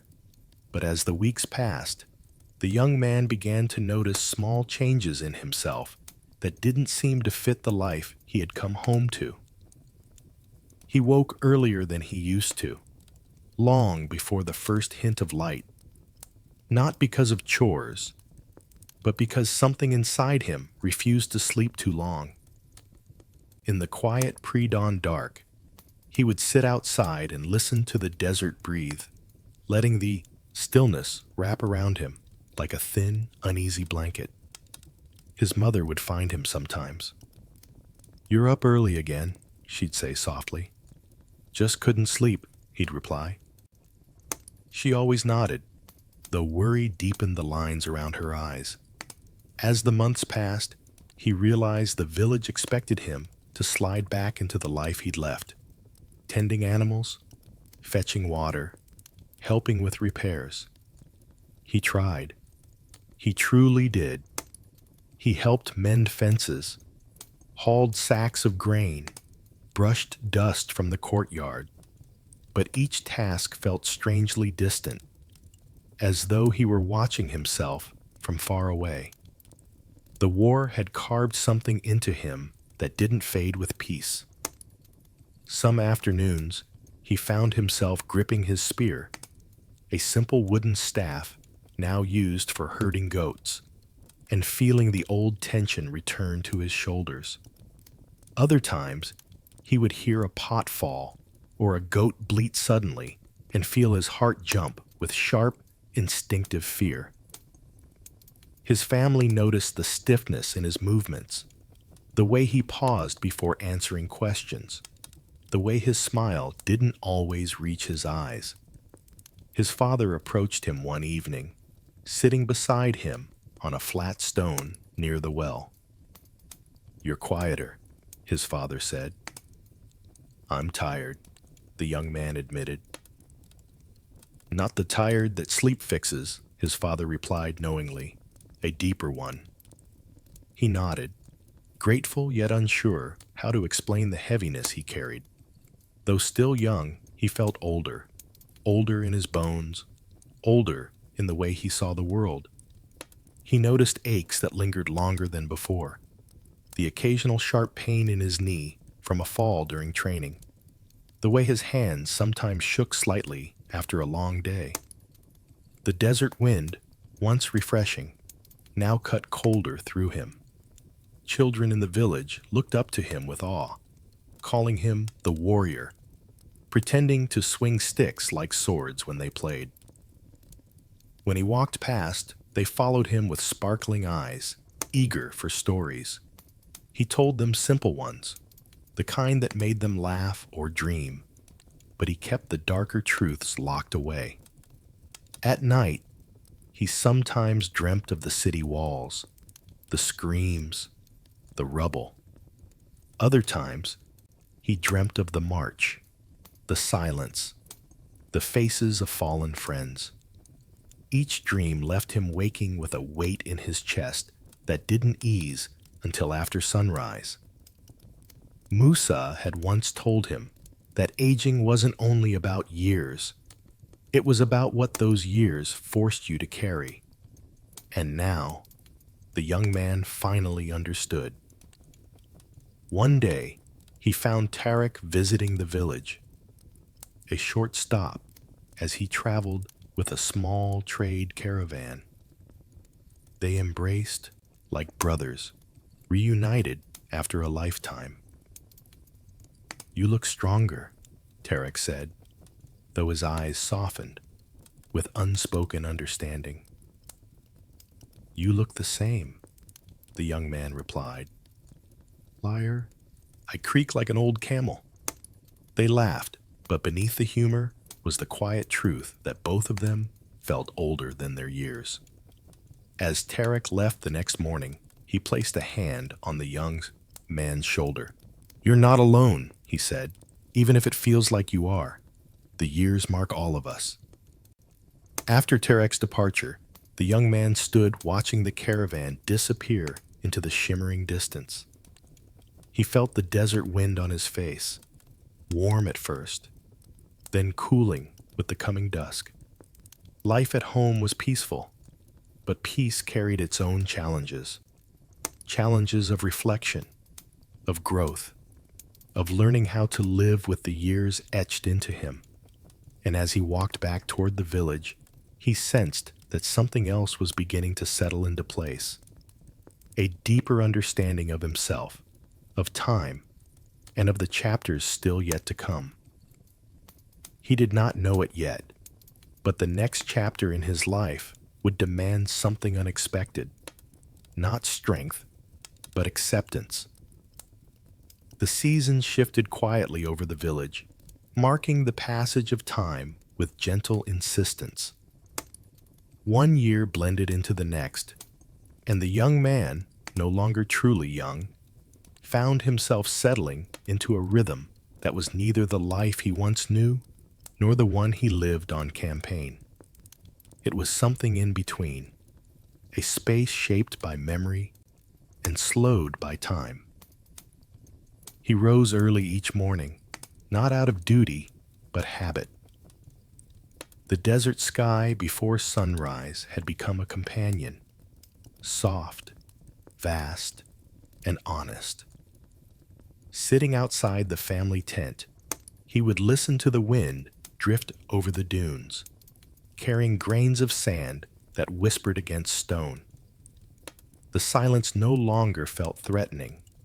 It felt real. It felt grounding. His mother often joined him, with warm milk in clay cups. "Your eyes look calmer," she told him one morning. "They're learning to be," he replied. Peace didn't come all at once. It arrived in small pieces. In the way he laughed more easily with his siblings, in the way he felt less startled by sudden noises. In the long walks he took through the palm groves where the world seemed soft enough to touch. He helped repair roofs, taught children how to ride donkeys, and even started carving wood, the way Tarek once had during their brief rest in the conquered city.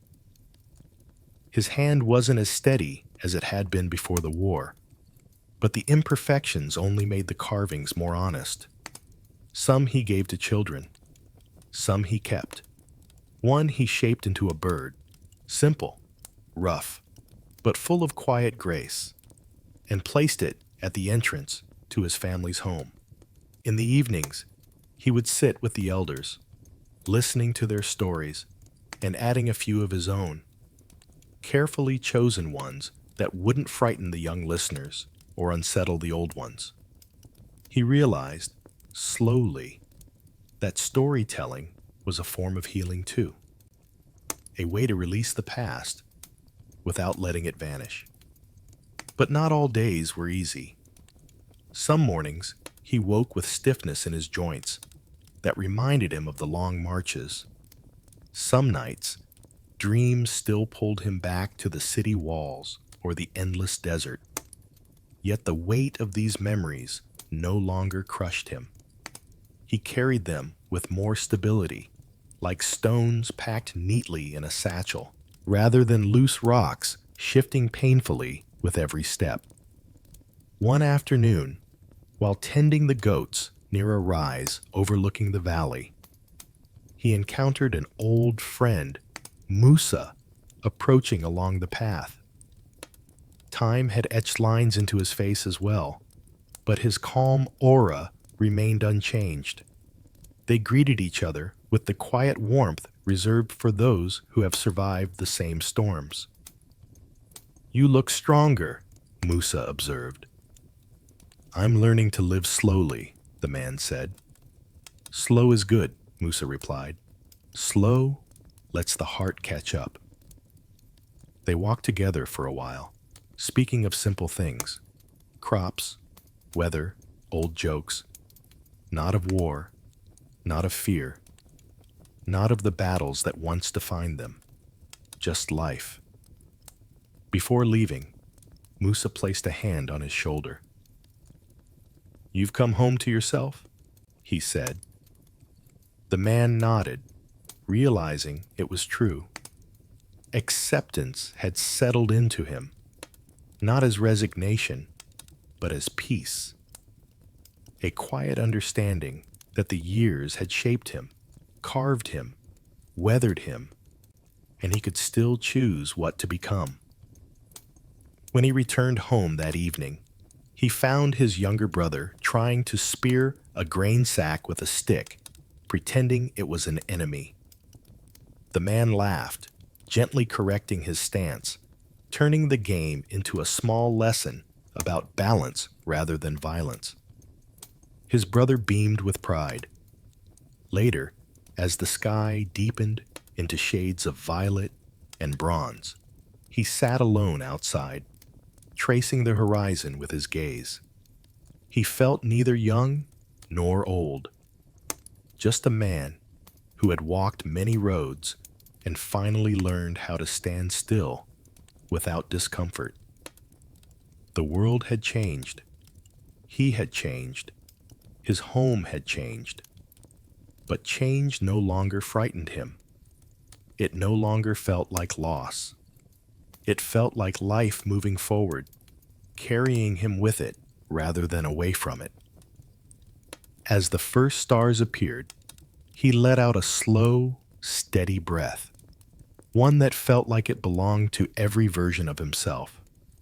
The boy who had left, the warrior who had fought, the survivor who had returned, and the man who, at last, understood he was whole again.